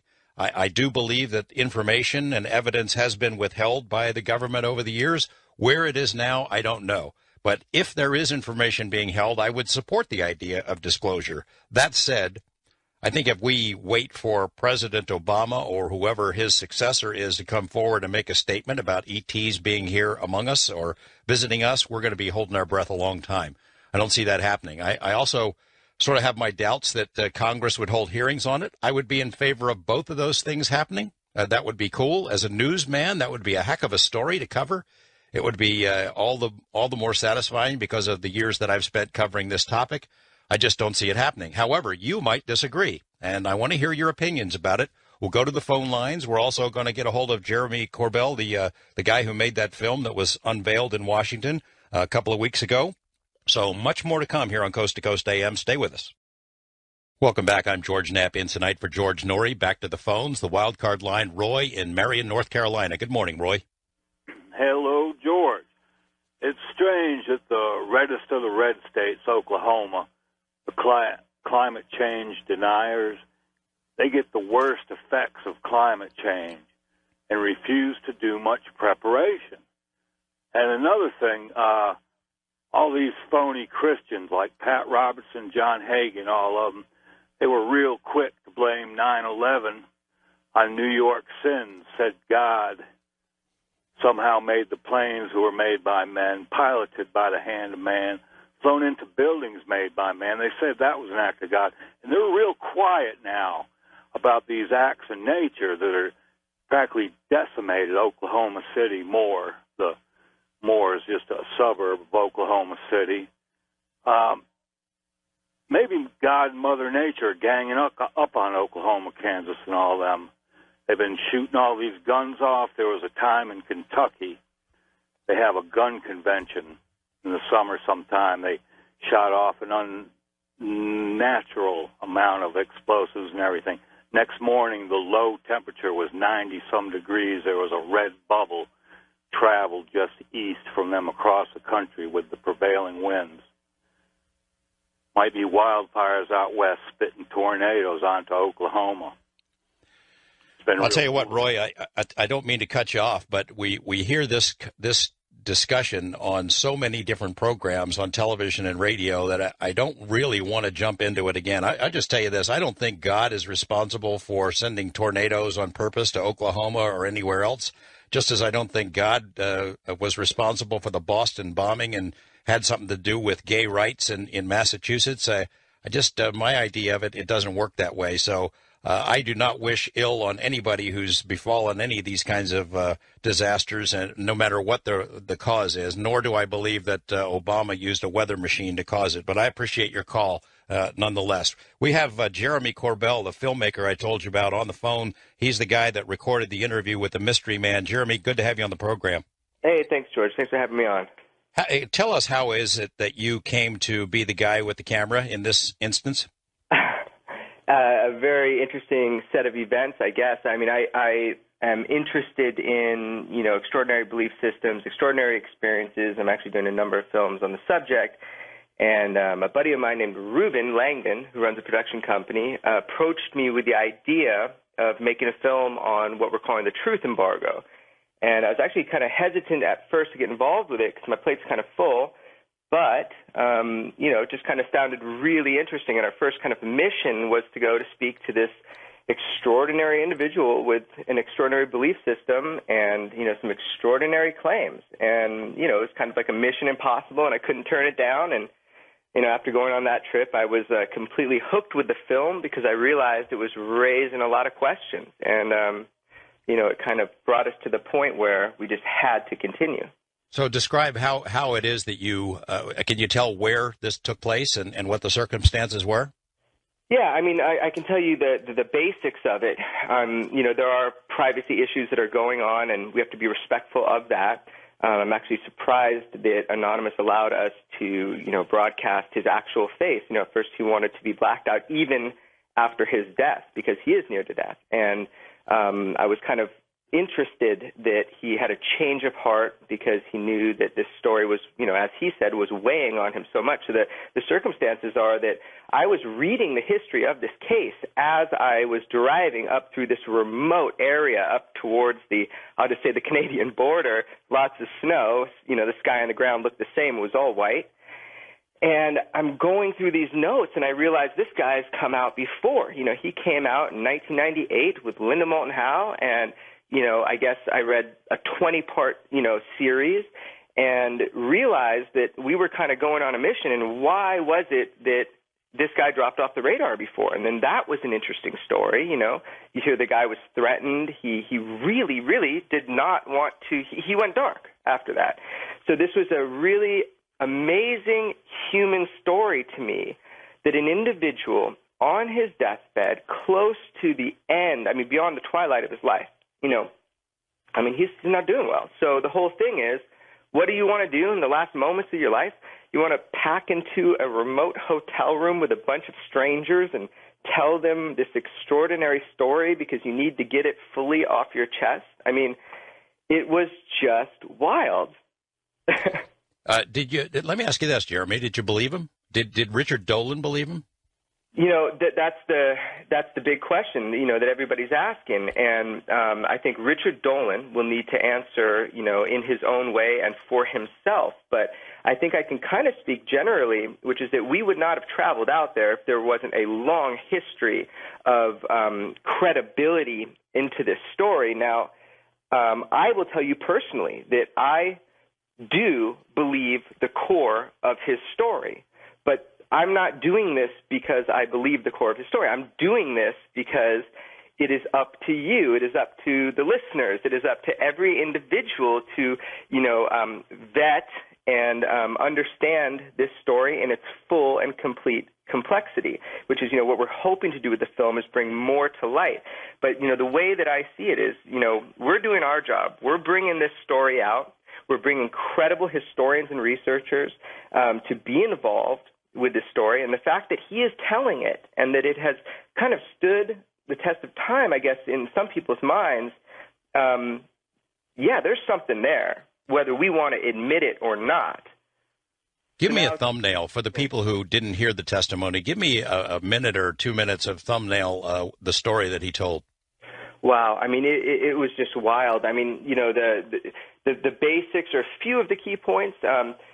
He described being part of Project Blue Book, but being part of the Project Blue Book that would receive transferred files, kind of some of the more difficult cases or the ones that couldn't be easily debunked. And we all kind of know now that Project Blue Book was, not set up to reveal anything.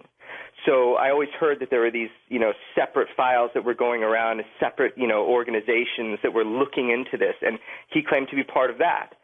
And, then he continued, saying that he was engaged with work with the CIA. And one of the most extraordinary parts of his story, which you can hear in the 17 minutes that we released, because, we're kind of put more into the film Truth Embargo, but this 17 minutes we thought was critical. And the wildest part of his story, because I could just almost see it happening, and from a film standpoint, it's just so interesting, this idea that President Eisenhower was told that he did not have the need to know what the black budget was being spent on. And you do not tell a five-star general he does not have a need to know. So he got pissed. And apparently, as the story goes, he was going to use the Army to invade Area 51. I mean, this is the way it was told to me. So this individual, Anonymous, was one of a couple that were tasked to go and find out precisely what the black budget was being spent on and what, in fact and indeed, was going on at Area 51. The interesting part of the story is that he didn't just visit Area 51. We knew what was going on there. We know now what was going on there, we believe, in 1958 when he went, And he actually visited the legendary S4, going back to the story you broke, George, with Bob Lazar. So his account of that, I mean, trust me, George, I asked him every detail. What was the color of the walls? Was there any posters up? What did the pencils look like? What did the bathrooms look like? How about the stalls, the faucets, the sinks? What did you eat? How did you get your food? I asked him everything I could just so we could document it and have it as something to relay back when we hear other stories. So I found this personally so exciting and so fascinating because I've actually been researching that facility and that other story a lot too. So, those are a few little snapshots, I guess you'd say. How was the reaction at the hearing to that part of the film? You know what? I guess I did not notice at the hearing the reaction. I mean, people watched it as part of the event, and I think it was received well there. What was so interesting to me was the reaction afterwards. And the debate that this has sparked within the intelligence community and the UFO community. I mean, people are just, as you said one time in an article, sharpening their knives ready for dissection, which I think is the greatest thing in the world. I think that this is what we need to do. We have a duty, in a way, to look at things critically, but also have at least an open mind enough to accept them if they're real and if they're true. One of the criticisms that's popped up is that the guy's got his clearances all wrong. I think he claimed he had a Q clearance at one point, and some of the military guys and CIA guys say, well, that proves he's not CIA because that's a Department of Energy clearance. I have, I one time heard a guy that you know really well, Bob Lazar, say something to the effect that you can take actual events and dissect the smallest parts of them to make them seem untrue. And I would say if you look at the totality of what, we experienced in hearing his testimony, that little fact, that tiny piece in his elder age is not the most convincing argument that I could hear against Anonymous being truthful. So it's sort of like attack one tree and miss the forest. Right. I mean, look, there are so many elements to a story that corroborate or add up or, kind of compel the curiosity of people. And that's our problem. Okay, you've got one thing you're looking at and you're going to focus on it. Great. But we must weaponize our curiosity. We must move beyond the fear that these things could be true and be willing to acknowledge discoveries and look at them clearly. So that is great. I appreciate that. I am not standing on either side. I'm just a documentarian in a way. I'm making a film. But what I love is the way that people are passionately getting into this. So now, look, it's out to you, world. You got 17 minutes of the footage. Go ahead. Tear it up. Look into it. Enlighten me. That's what we're trying to do. Back to the idea that he was threatened. Okay, 1998, he comes out with something. Linda Howe does some interviews, puts it on the air. And then afterward, there is somebody comes forward and does what? Says what to him? I mean, I'll just tell you what I heard, but it was actually on an old coast-to-coast show from 1998. I think Art Bell was hosting it, and essentially, I think Linda played some of the audio on that, and he said that he was approached, and if I'm getting my story straight, fundamentally, it was at a supermarket or something like that. There might have been two instances, but he was approached, and he was told with no uncertain terms that he must not talk to Linda Moulton Howe. And you know what? That's the way they've told me the story. That's what I heard, I think, on that radio interview in 1998. But essentially, the way it was conveyed to me was that his family, his children, his children's children were threatened.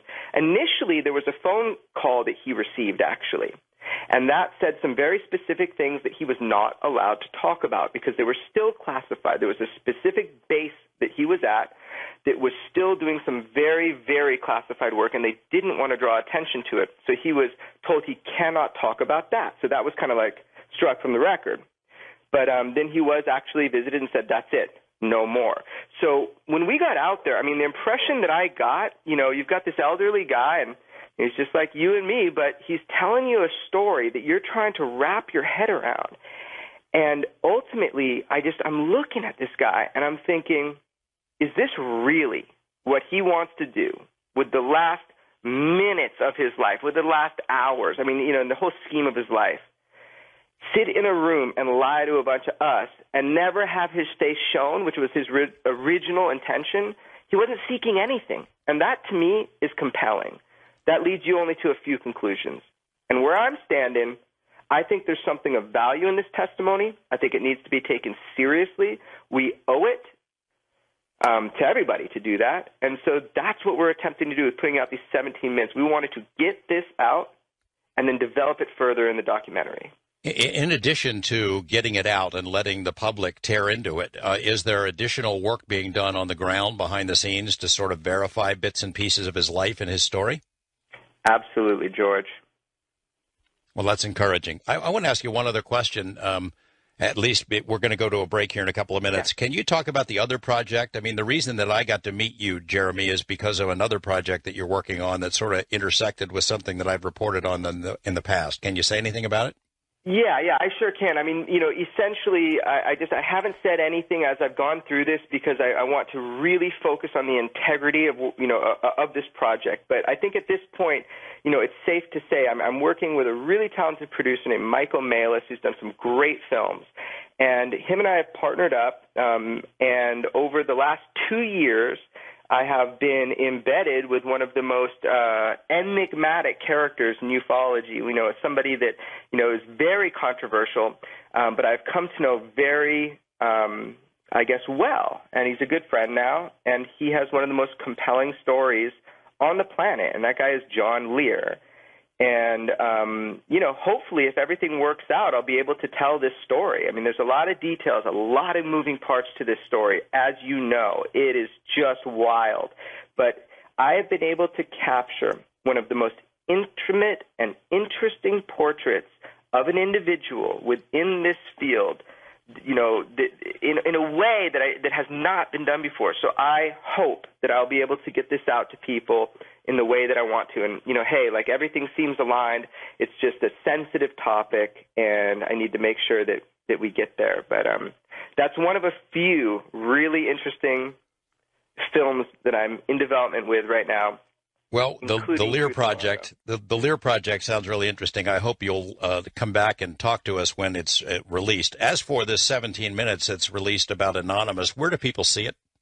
Okay, they can go very simply to truthembargomovie.com, and they can see the full 17 minutes there. And my producer on that, Ruben Langdon, who's just working super hard on all this, we're going to release little bits here and there, but essentially in the documentary we should have a much more in-depth look at this particular witness. And will Linda and Rich Dolan be part of that project, or do you know? Absolutely. Actually, the actual project itself, or the film itself, it's following three individuals who are kind of on a similar quest to unravel this truth. And, there's a journalist, a researcher, and an activist, and they all kind of put it on the line in a way to kind of look at these greatest secrets that we have going on. And the realization that we are not alone, that's only the beginning. Jeremy Corbell, filmmaker, thanks very much for sharing your insight into this with us. I hope to have you back soon to talk about all of these other projects. Thanks for being here. All you folks who are hanging on the phone lines, we'll get back to the calls in just a moment. And Montrose, remember this band, hard rockin' band with a youngster named Sammy Hagar and lead vocals? This is called Rock Candy. This is Coast to Coast AM. We're doing some traveling ourselves via phone lines. The lines are pretty much full from all over this great country. And we'll get to as many of your calls as we can right after this on Coast to Coast AM. Welcome back. I'm George Knapp in tonight for George Norrie. I want to mention about the Coast to Coast website. We put together, as Sean, the webmaster, and I put together a Knapp's news section with a couple of interesting stories, including one that I reported for KLAS TV here. You'll recall about 2 months ago, back at the end of March, Coast to Coast listeners were first to get this news when Bob Bigelow appeared on the show. And he made this dramatic announcement about a deal he had reached with NASA that sort of puts his company in the catbird seat in terms of future space development, the commercial development of space. And I reported that both on Coast to Coast and then later on television here, and sort of got a poo-poo reaction from national aerospace media who thought, well, look, it can possibly be true because they didn't know about it. And if you saw the news this week, Bob Bigelow, sitting with one of the administrators of NASA in Washington, made a formal announcement about this deal. It's not exclusive, but it sure does cast the space program in a new light. The idea that private industry would pick up a lot of the slack, that government would be a partner that would help them out. Maybe private industry, as Bigelow said, would concentrate on something like a moon base, which NASA says it doesn't want to do. And whereas NASA could put its limited resources into perhaps landing on an asteroid and one day going on to Mars. Pretty exciting stuff. Check out that story and the others that are there in the Knapp's news section on the Coast website when you get a chance. First-time caller, Kimo, on the big island of Hawaii. Aloha, Kimo. Aloha. What's on your mind? I was listening to, I guess it was Steve Bassett earlier talking about the disclosure thing, and it just strikes me, I guess, and I agree with you, that it's really unlikely that the people who have the coolest toys are just going to share them with us. That's kind of fundamentally unhuman to take your advantage and just give it to everybody else. That's a great observation. I think there are also national security implications. If these toys, if these toys are as great as they think, yeah. Go ahead.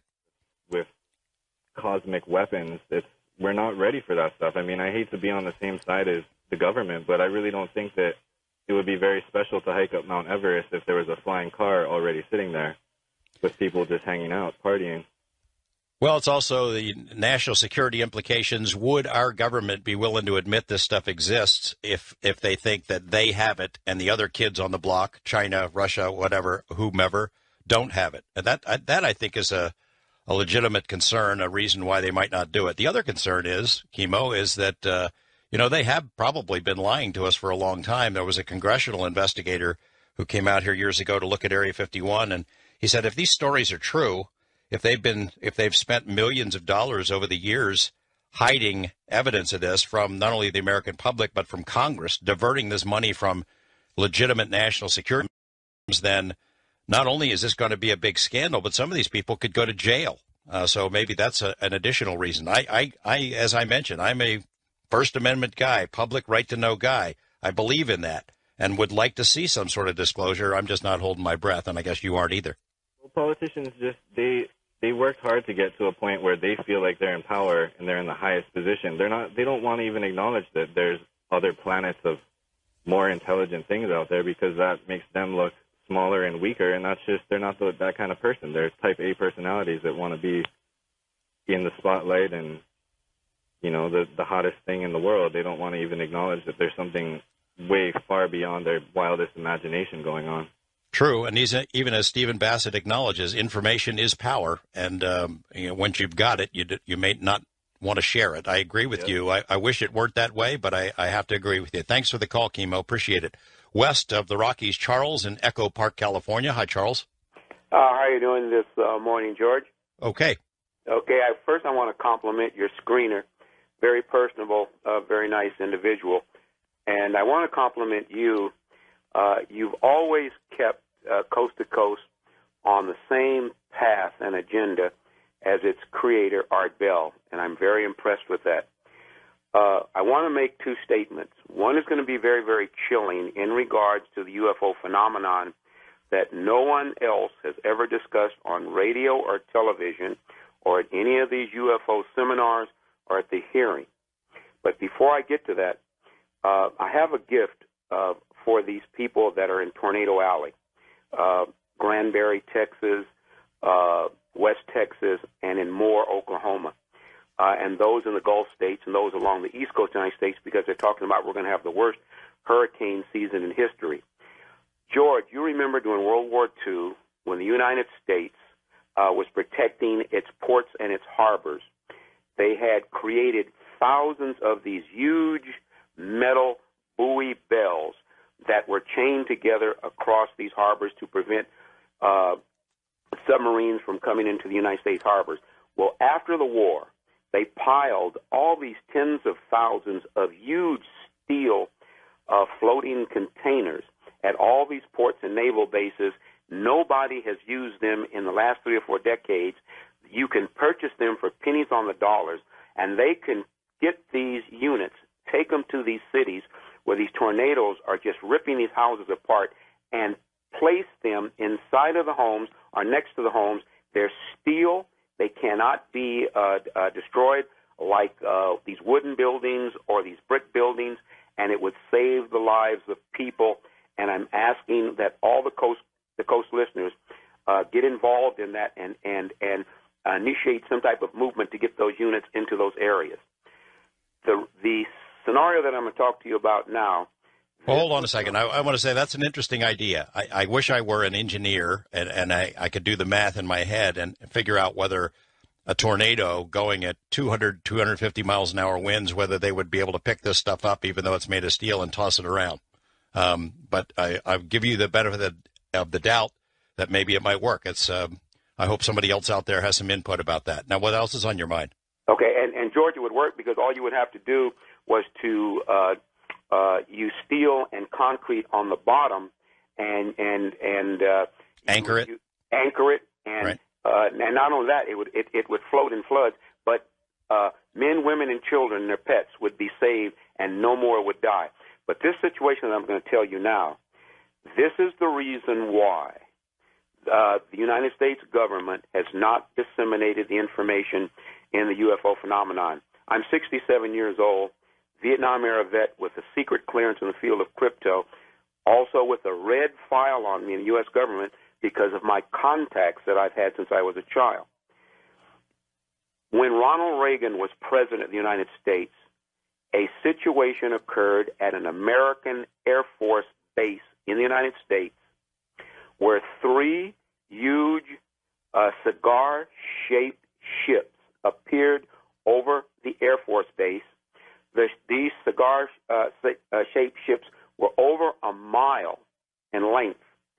One of them landed on the airport landing strip area. When it touched the ground, it created an earthquake like about a 3.5 to 4.0. It terrified everybody in the area. The back of this craft opened up, and several hundred young men with huge, heavy weapons came out of two sides of the ship and formed a protection line around the ship. And the people at that Air Force base, the commander, had a meeting with the individuals that were aboard this ship, and this particular race that landed those ships and that are seen in these huge cigar-shaped ships, they are a black race. They look like African Americans. They were about 6'4", 6'5", these tight-fitting black leather outfits on, and the weapons that they came out of the ships with, they were huge, huge weapons. And if you've ever seen a race of people that were conquerors, that had never been conquered, they've got this look about them of arrogance. That's exactly what these extraterrestrials had, and they informed these people at this American Air Force base that not only were they from a militaristic society, but they had controlled a large portion of the galaxy that we live in. And this was the statement that Ronald Reagan was making to the United Nations when he said that if all the countries on the planet realized that there was a threat from outer space and from an alien civilization, we would all come together. But he was not allowed to make this statement. What I tell you is true, and the gentleman that you had on before, tell him to look up this information because it's the best-kept secret on the planet. Okay, Charles, can you tell us how it is that you know this? I was there. You saw this stuff? I was there. You said you had a crypto clearance. Is that because of the contacts you've had, or were you a military guy? I was a military guy with a crypto clearance. And, oh, by the way, don't let them fool you about the Q clearance. It has nothing to do with the Energy Department. The Q clearance is one of the highest clearance that an individual can get as a citizen. But my family is a very psychic family. And individuals like myself and others that have had contact since we were children, the United States government has what they refer to as red files on this. And when I was in the military, George, in Korea, I was contacted by a lieutenant colonel who brought me my red file and told me, Suleiman, there are those in the U.S. government that would like to see you dead, and there are those of us that are keeping you alive. And he went through my life from a child up until the time that I was in the military in regards to the context that I had, what was said, what was done. They know more about what's going on than you realize. And the gentleman that you had on the air, tell him to look at the contacts that have come from the constellation Perseus. All right, Charles, thank you for the call. I appreciate it. We're going to move on. East of the Rockies, Barry, I'm moving on because I think that caller has been a frequent caller before. Suleiman, yeah, I think he's been a caller before. So the very colorful story, though. I'd like to believe that's true. I don't know how we could confirm it, but it's interesting. East of the Rockies, Barry in South Carolina. Good morning, Barry. Go, Johnny B. Wells. Last time we talked, I talked about your great music and how you play it. Well, that Montrose a minute ago was great. Yeah, Johnny B. Wells is, I think he might be on tomorrow night, but tonight it's George Knapp in for George Norrie. But glad you're calling anyway. Sorry. Yes, I'm so sorry. You're exactly right, George. But listen, the reason I'm calling, I just saw you on TV yesterday afternoon. I was watching the History Channel, and they had that conspiracy show on there from 9 or 10 years ago. And it was when Bob Lazier came forward and was on your show there in Vegas in 1989. Yes, I haven't done one of those shows in a while, but so it must be a long time ago. I might have had sort of darker hair than I do now. Well, anyway, you look great and you do a super job, buddy. I really mean it. But listen, here's my question for you. Do you believe Bob Lazar and his story and so forth and his facts and whatever, or do you believe the debunkers that say Bob Lazar is making this stuff up?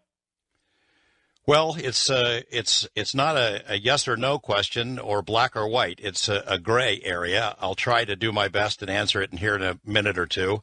I was in communication, email, and back and forth with Bob today.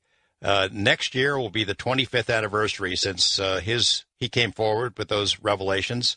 If I did not believe him, if I thought it was a bunch of baloney, I would not still be working on this. Over the years, we've had more than 24 people who've come forward with bits and pieces of information that support his story. People who worked at Area 51 at Nellis Air Force Base, who have seen craft, as he described, in various capacities.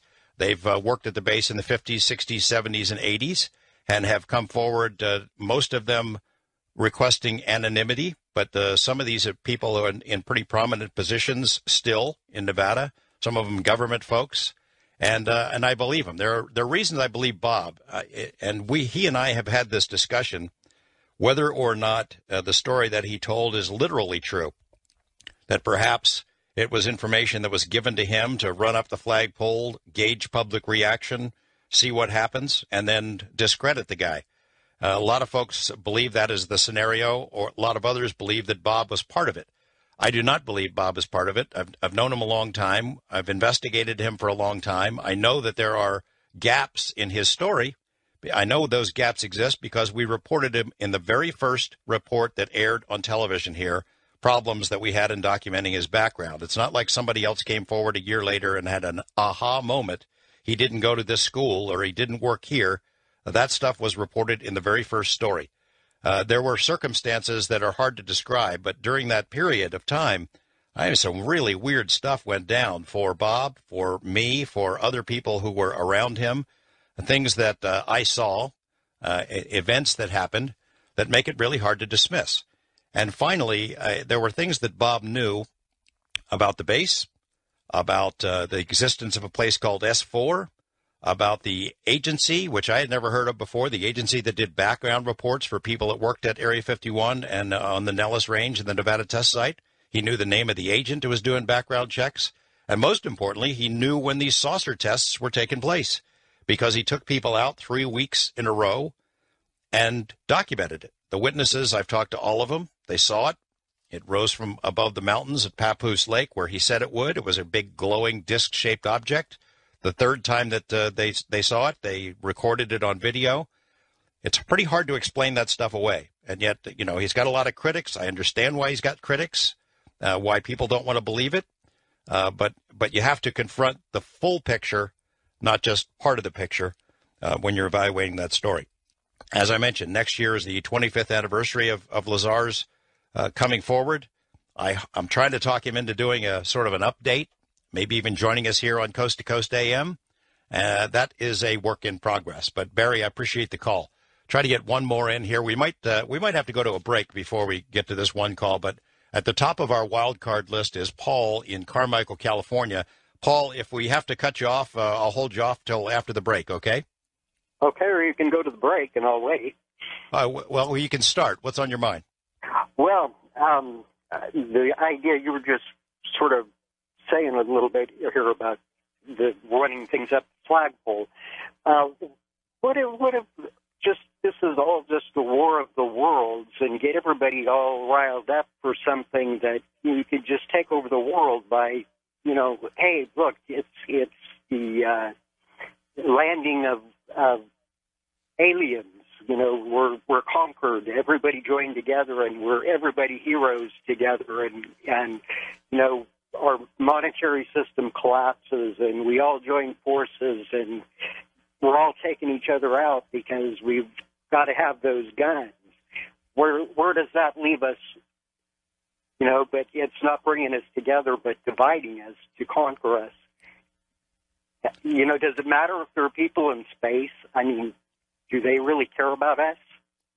Yeah, I know what you mean. I mean, it's hard to say for sure if they're from outer space or whether they live here among us, whether we are the aliens, we're the newcomers. Maybe they've been here a lot longer than us and they can intervene in our lives, but we don't see them. I mean, the fact is we really don't know. There are some cases, Stephen Bassett, who was our guest earlier, he thinks they're ETs, and maybe they are. because some of them have claimed to be ETs. They said they were from Venus. They said they were from Mars, those early contactee cases. And then it changed over the years. They were from further and further out. They were from Betelgeuse or Alpha Centauri or some other stars. They would always change their stories. Maybe it's a lot of them from different places. I don't know. Or maybe they're playing mind games. I think when you talk about disclosure, there could be all sorts of crazy stuff that could happen that we have not foreseen. I hope I've answered your question a little bit. We'll get back to this after the break. Rolling Stones taking us into the break. Much more to come here on Coast to Coast AM. I'm George Knapp in tonight for George Noory. Phone lines are full. We've got our final hour here, and we're going to make the most of it. So stay with us, everyone. Much more to come on Coast to Coast AM. Welcome back. Tyler in Lafayette, Louisiana. Been holding a long time. Tyler, thanks for hanging in there. And what's on your mind? Two things. I had one question about the truth that's going on in Denver, Colorado's airport. Is it something that is protecting supernatural or just the super rich? I'm retired military with a superset clearance, and I was not allowed within 100 yards from a certain entrance. Well, tell me that story. Now, who were you working for, and what were you doing there?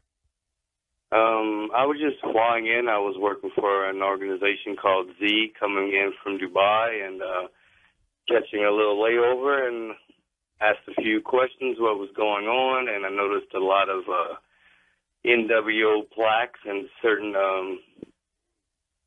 symbols throughout the airport, and I noticed the more questions I asked, the more attention I drew to airport security and certain other security dressed in solid black, and basically I was detained until my plane left. Did they identify themselves, the guys in black? Did they show you some identification? Negative. Who do you think they were? I'm not sure. I learned sometimes you just don't ask. Go with the flow. So was there one particular point that you were asking about, or a doorway or an entrance or something that seemed to get their attention the most? Yes, it's on the east side of the airport. To my understanding, it has a pretty nice-sized basement that follows through to the tunnel.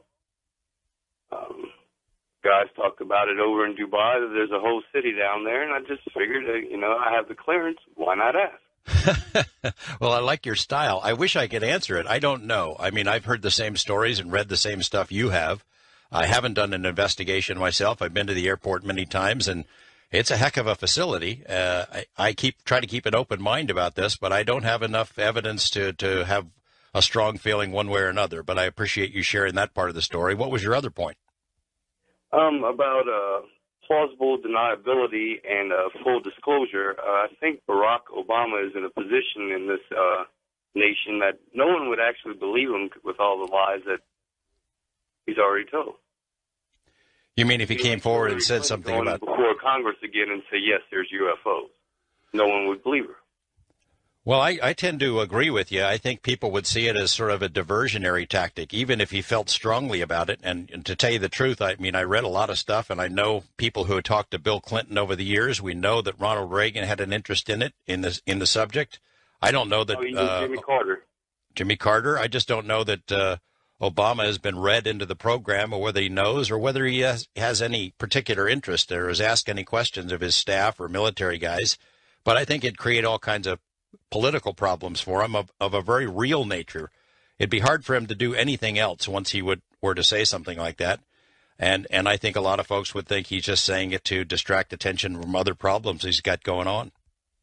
Like his first cousin, Putin, right?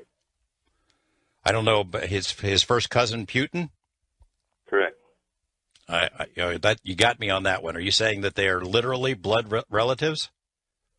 Literally. I mean, I call it the disinformation and the low information citizens of America that don't even realize that the United States is an incorporation. It's not a country. And his mother was Russian. Well, that's news to me. Tyler, tell me this. This Z group you're talking about, is that something you can tell us more about? Sure. It's just it's contract work, previously known as Blackwater. Oh. Are you still with them? Very much so.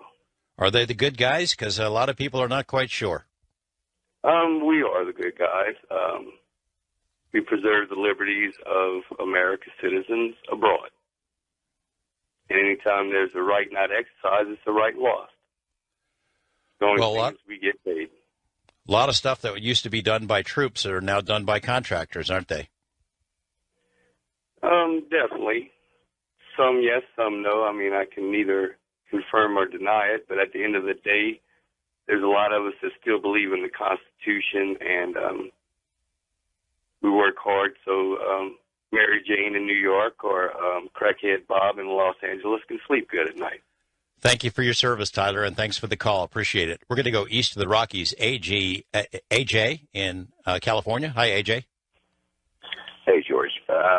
I just wanted to bring one point up. I've been listening, waiting for somebody to bring up this point, but it's been mentioned in the past that a lot of these a lot of this technology that's come down the pike, they released some of the lesser technologies of private corporations and, got it out onto the market. If this stuff does break loose, I'm just wondering how many lawsuits will be filed by corporations that didn't get access to any of this technology.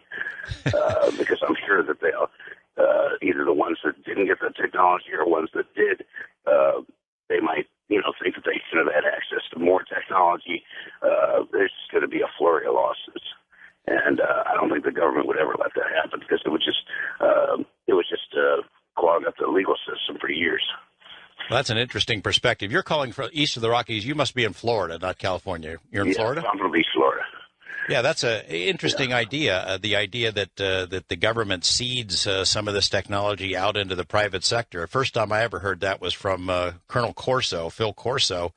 It was my pleasure to be the first journalist in this field to interview Colonel Corso, and he said that they dished it out in little bits and pieces. They tried to use the cover story that we'd recovered it from crashed craft from Russia or other countries, and they gave a lot of it, they said, to Bell Labs, which, of course, Bell Labs denies that all the inventions that they had that Corso says came from somewhere else, they took full credit for. So I think you have a pretty good point. Yeah, I also had a friend that was an engineer for General Electric that had access to some of this stuff. And, some of you mentioned he made I met him later in life, and for example, he invented the soundproofing foam that they put in all the recording studios. He invented the innards that they use for all transformers in the United States. They use something called Astorel, which is like cardboard in oil. It's basically cardboard that's rolled up in oil. He developed both of those things, and those are just two of the things I know of. I'm sure he worked on a lot of other stuff because he's one of those guys. Sometimes you just have trouble following his conversation because he'd just go off on a tangent, and he'd start getting real technical. I just couldn't understand half of what he said sometimes.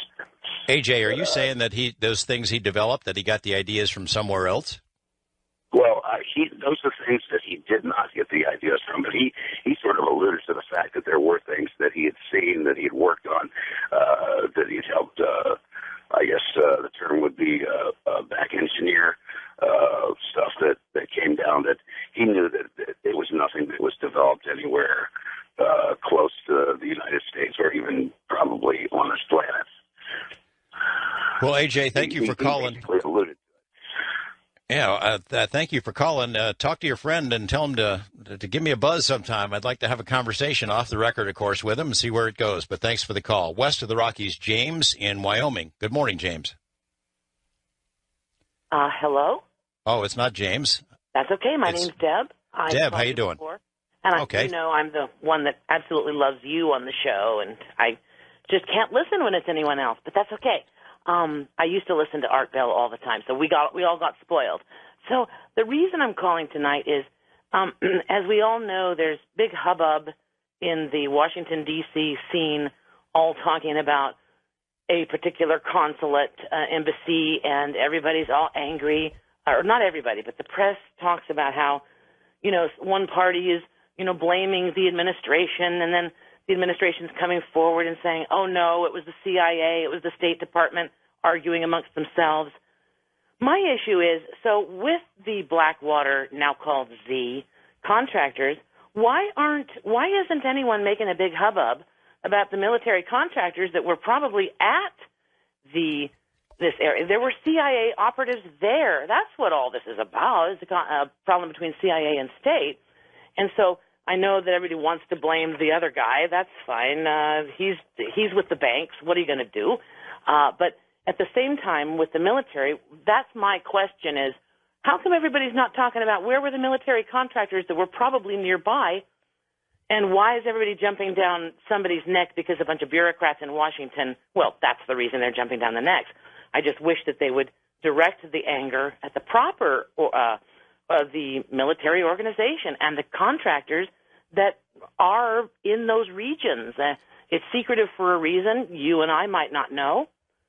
Anyway, thank you for taking my call. I just when I hear everybody in such an uproar, and you read on the Twitter things that are going on all over the world, and you figure it's all just a bunch of press smokescreen so that they don't have to deal with actual issues like why aren't any of the bankers in jail, and why don't we have infrastructure bills, and all the other stuff that people kvetch about in politics. So I just thought I'd mention that.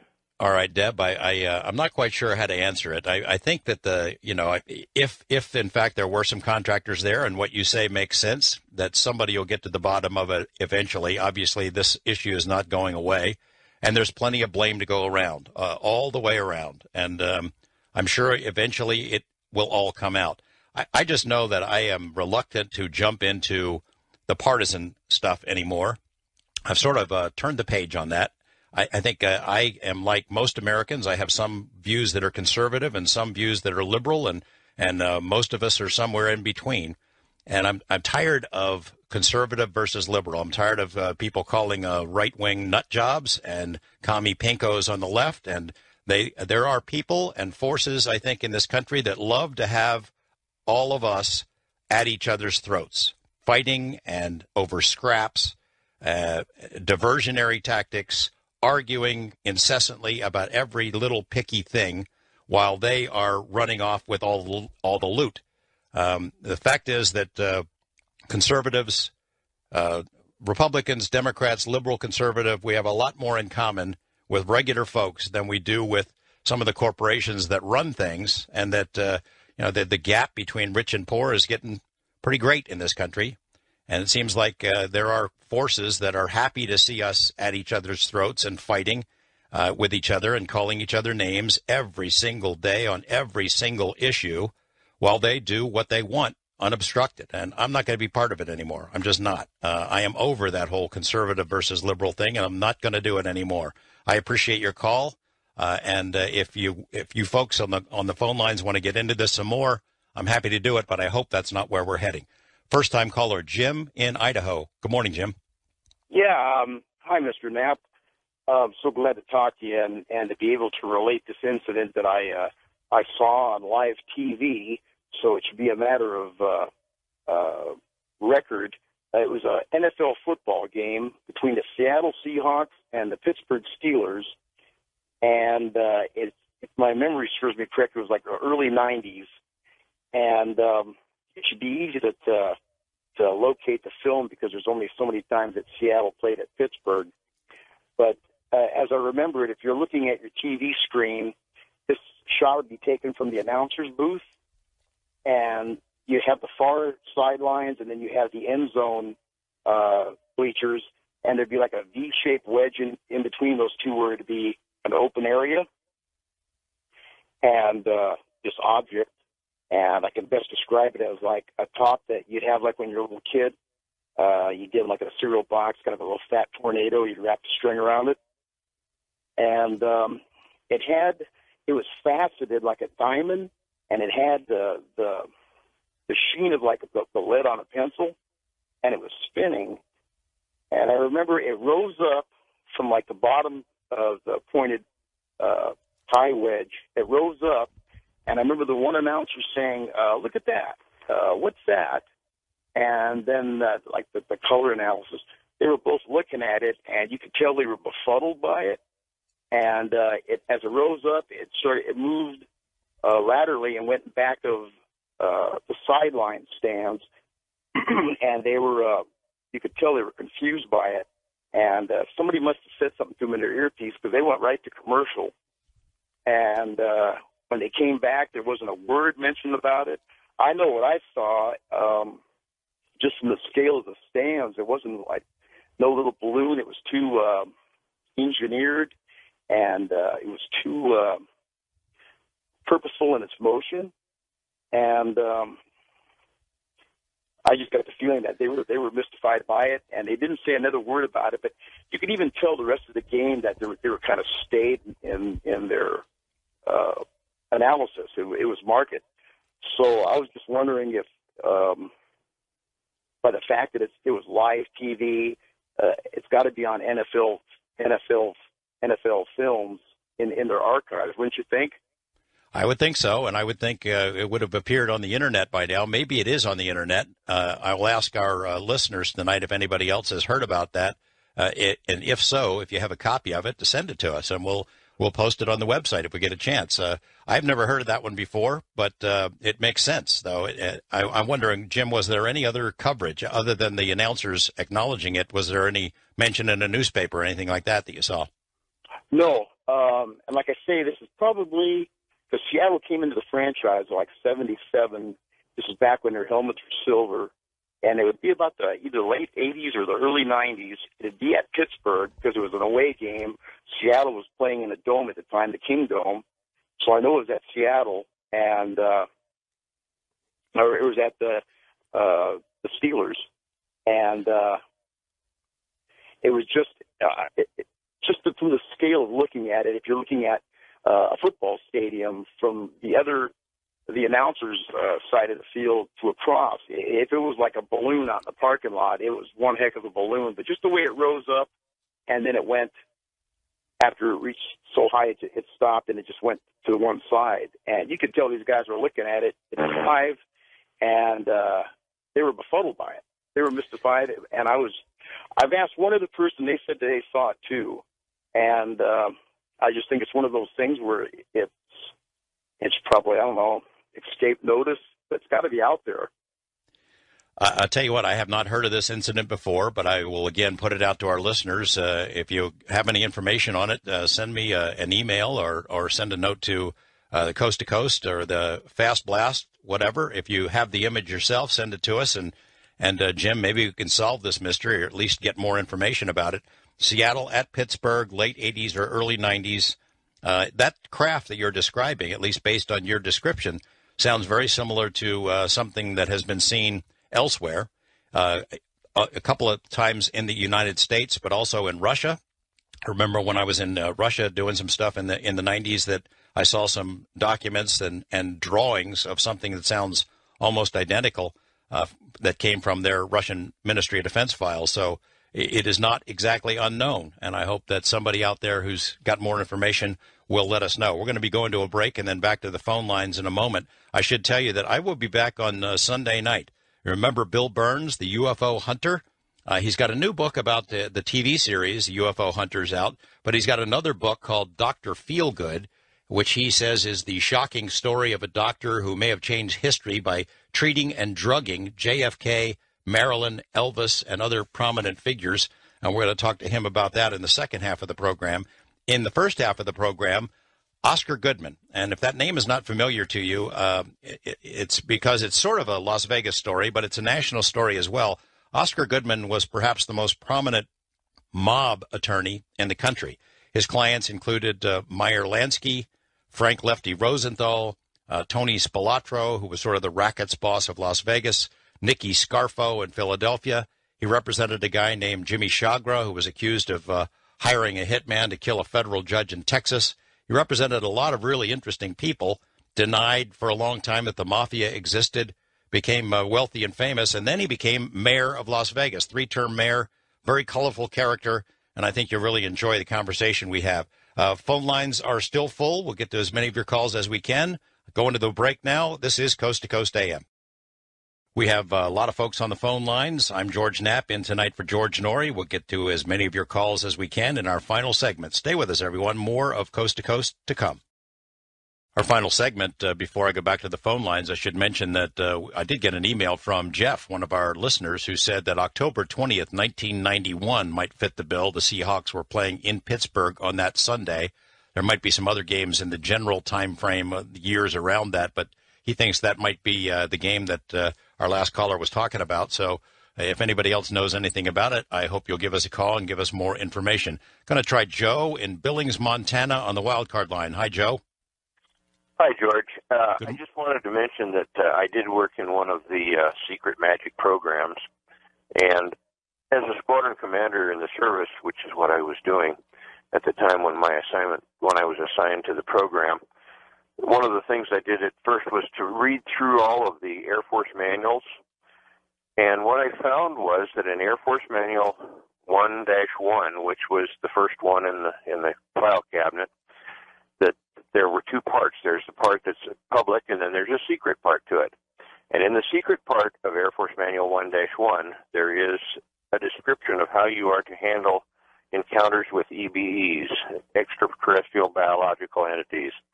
And I thought that was most interesting. And there are many other secret parts of other regulations that have similar instructions as well. But I know it's true, and if you'd have told me that I'd be doing that before that, I probably would have spit in your eye. But, wait, let's back up a little bit. You were a squadron commander in the Air Force? Right. And so you had to have a certain clearance to be able to see the secret part of this report, this manual. Right. Top secret. It's above top secret. It's code word classification. Did you ever talk to anybody about it? Say, hey, did you read that? Well, no, I read it myself, and it was in our squadron regulations, and of course everyone had access to it because everyone in the squadron had very similar clearance. I guess mine was probably a little bit higher because I could see all the individual security squares, whereas the people in the squadron could only see their part of it, of the security square. I guess what I'm asking, Joe, is did you talk to any of your other squadron mates there in the same group who had access to it and said, holy cow, did you read that? I never did. Did anyone tell you not to talk about it? Well, yeah, you have to sign secrecy agreements, and the secrecy agreements are actually enforceable, and you give up all your constitutional rights to fair trial and all this other stuff. And you also give permission for them to kill all your living relatives if they think you've betrayed any of the secrets during the time frame that the agreement is applicable. Holy cow. I mean, you signed this that said they could kill all your relatives. Absolutely. When did it expire? Say what? When did it expire? You're able to tell me about this now on a national radio program, so when did the clearance stuff, the restriction, expire? I think it was 10 years after I left the program. What was the program? High-tech reconnaissance. Is that a code name, or what does that mean? No, that just means that that it was a reconnaissance program using very high technological equipment. Not like a spy plane, not SR-71 or U-2 or something like that. So a different kind of platform. No, it was like that. Yes. That's very that's exciting to hear, Joe. I might ask you to drop me a line or an email or something so we can continue the conversation. I don't want to get you in trouble or anything, but I sure would like to hear more about this. Well, I'll be glad to do that. It's not a problem. The time limit has expired, and they tried to get me to sign another secrecy agreement later on when they realized how much I knew and what was going on, but I declined to sign it. Did you ever see anything during active duty, anything that confirmed what you read in this manual? While on active duty, no. But after I got out of the program, I went to work for the airlines, and I saw so many things that you just can't even believe it. They're all over everywhere. But you don't report them. Well, there's not much point in it. I have, I just mentioned it to the air traffic control people, and of course, the other pilots in the cockpit can see the phenomenon as well. You know, when people hear this, they wonder, all right, something, people not in this field who haven't studied it, they say something this big could not be kept secret. If it were true and the military knew, it would come spilling out. That's not true. Nobody wants to get their family killed. Secrets can be kept. Absolutely. Joe, I really appreciate the call. I hope you'll contact me, and I will contact you back. Thank you very much. John in Buffalo, New York. John, good morning. All right, we're going to Denver, I am told. Good morning. Good morning. What's on your mind? Well, there seems to be a doomsday plan in effect, and everything is under control, unless otherwise having been advised. This kind of puts to an end about your extraterrestrial pursuits. I'd like to know, if everything is under control, why you need to know about all these extraterrestrial things. Well, number one, I would say everything is not under control. Things are going to hell in a handbasket. Number two, there's a natural human curiosity about it. Aren't you curious to know our place in the universe, to know where we fit, to know if we're the only intelligence, and if we're not, how we relate to other ones? That doesn't strike your curiosity? No, what I'm saying is there is a doomsday plan in effect. Okay, how do you know this? Is under control. Everything's under control. That's correct. Well, tell me how you know this, and what is the plan? What is your need to know how I know this? Hey, man, you called the radio station. You called the program to share something with us. Do you want to share it or not? What I want to share with you is that your pursuits of extraterrestrial pursuits and things like that are basically trivial pursuits. Well, that's a fair estimation. That's your opinion. I think it's important, and I think it's fun, and I think people are interested in it, and there's a natural curiosity about it. I don't have any pretensions that we're ever going to get any answers. Certainly not from our government, and certainly not from whoever they are or wherever they're from. But doesn't mean we can't try. You know what I mean? Well, things are already in place so that the Chinese will never overtake us. This was done through a computer war game taking place back in 1975. Okay. How does that relate to what we're talking about? I mean, what we're talking about here is, what difference does it make to pursue extraterrestrial pursuits in this respect? Well, that's a question you'll have to ask yourself. Thanks for the call. Dan in Iowa. Good morning, Dan. Thanks for taking my call. I think the government, after all these years, painted themselves in a corner, and they're never going to be able to disclose, even though they may want to. But the question I have, or the statement, or to feel you out, is we continue to get glimpses of these ETs, and I believe they're here. And there's all of a sudden a new urgency again to push for a one world government, a one world currency. And I'm wondering if the ETs haven't went to the heads of states on this planet and said, there will be no disclosure from us until you have a one world government. I don't know. I haven't heard that. I haven't read it. You hear occasional reports, including some from our callers tonight, that there's been contact between our government or military folks and them. I've been hearing that for a lot of years. I don't know if it's true or not. Credible people have said that is the case. Whether or not they've gone to government leaders all over the world and given some instructions, I don't know. I'd have to see some of it. I like to have an open mind on all this stuff, but I really haven't seen any proof of that. Have you? No, other than the fact that, it's getting to the point where these sightings are more and more and more becoming to the point where they can't be denied. And if civilization is much more advanced than we are, perhaps they've gone through the same things we're going through now, and they've reached the new plateau they're at because of the one world government. I'm not in favor of it. I just thought to myself, maybe that's the reason why they're not coming out fully and disclosing themselves to everybody, is because that may be one of their stipulations. to be in the Galactic Federation, for lack of a better word. Well, I think that's an interesting theory, Dan. I appreciate it. I mean, maybe we don't really know what their agenda is. We get glimpses of it, as you mentioned. We get glimpses of UFOs, whatever the heck they are. Sometimes aliens, whoever the heck they are. As Linda Howe has characterized it, it's glimpses of other realities, and glimpses is all we get. It's like a performance, like a display.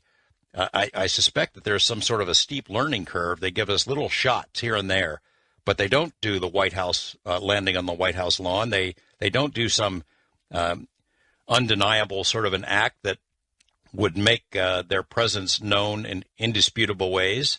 They just lead us along over many, many years. I hope that they've got some sort of a plan. Maybe they do, maybe they don't. We really don't have any idea. Thanks for the call. Charles in L.A. on the wildcard line. Good morning, Charles. Morning.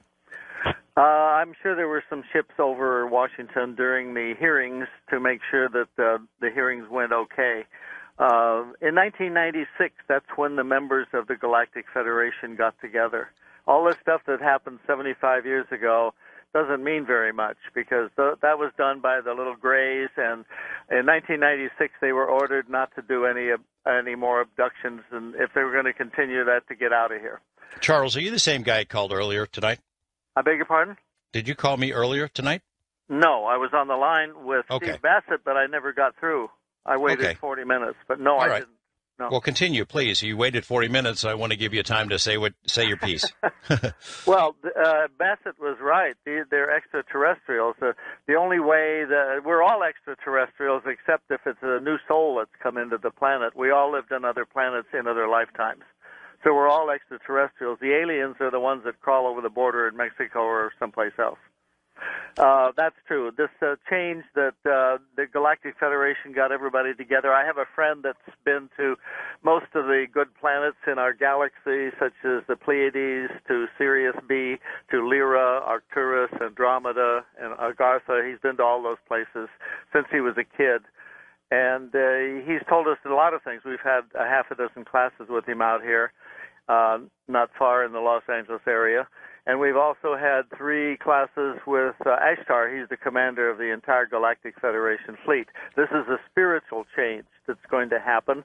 As of December 21st, you may recall, we are now in the Aquarian Age. And this is a culmination of millions of years for the final change on planet Earth. At one point later on, the planet will change like it has 5 times before, where everything is turned inside out. But at that point, we'll have to be taken off of the planet for that change. That won't happen for a while. And Charles, how do you know this stuff? Well, because my friend that's been all over our galaxy, to the various planets in our galaxy, he's relayed information to us for the last, at least 3 years or so. And he gets a message from Sirius every week, usually, unless he's out of town. And he's been relaying this information. These are students of metaphysics. Well, the last one we had was December 1st out here in the Valley area, and it was raining all over Los Angeles, okay? Well, where we were, it's this area that's 3.5 acres, and there's a lot of dirt to go across back and forth. Well, they kept a large master spaceship over the area where we were. We didn't get one drop of rain until I left about 7:20 and got into the rain right after that. But they kept us dry all day. This is a spiritual change that's coming, and it didn't start or get together, all the members of our galaxy, until 1996. So the ETs that were doing the abductions from, I guess it's Zeta Reticuli and one other area. They were doing it because their race is deteriorating. But they were ordered to stop doing that and get out. They can be a part of the Galactic Federation if they behave themselves, but if they're not, then they were ordered out of here. Charles, I appreciate the call, and I think it's all really interesting info. I've read about Ashtar and the Ashtar Command. We keep an open mind here about all kinds of topics, but we also occasionally require proof. And maybe you're getting messages from somebody who's traveling the planets. That works for you. But it's tough to convince a large audience that this is true without some sort of a proof beyond just that somebody told you this stuff. And I think it's a very colorful story. And like I said, I keep an open mind about it. But I need a little more than just faith. And I appreciate your call. Try to get one more call in very quickly. Grant in California. Hi, Grant. Hi there, Good George. morning. Hi. I just wanted to get a quick thought out to you with regard to how aliens or possibly even us in the future might be able to travel the great distances in space, or how they may have gotten here in the past. I would answer it a couple of ways. One is I quoted Jacques Vallée earlier in the newscast. In this program, he said that, from the information that he's collected over 30, 40 years, the reports from governments, including Project Blue Book, some of the reports indicate that these things, whatever they are, can bend space and time. So they can be from anywhere, anytime. If you can, for example, generate your own gravity and bend space-time, then the time that takes to travel those distances is almost negligible.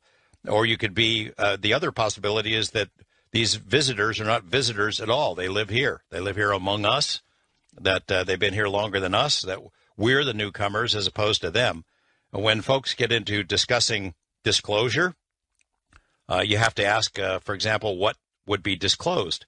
If the idea is that we're being visited by people from other planets, I think people in general could handle that. We've been conditioned to deal with it through TVs and movies and over the years. But if the reality of what's disclosed is something more exotic, for example, that these beings live here, that they can inject themselves into our world, into our reality, that they can see what we do, that they can read our thoughts, then I think people would have a heck of a lot of trouble accepting what was disclosed, if that, in fact, is what is disclosed.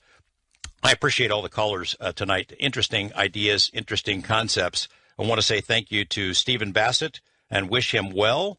I don't think disclosure is happening anytime soon, or that the president will make any kind of an announcement, but I hope so. I hope he's right, and I wish him Godspeed in his work to try to get that on. I want to also thank Jeremy Corbell, the filmmaker who recorded that incredible interview. Not quite sure what to make of it myself. It certainly verifies some stuff that I've heard from other important witnesses, in particular about things that happen here in Nevada. But we'll have to wait and see. But he's put that stuff out for everybody to look at and for the public to sort of make up its mind on. As mentioned, I will be back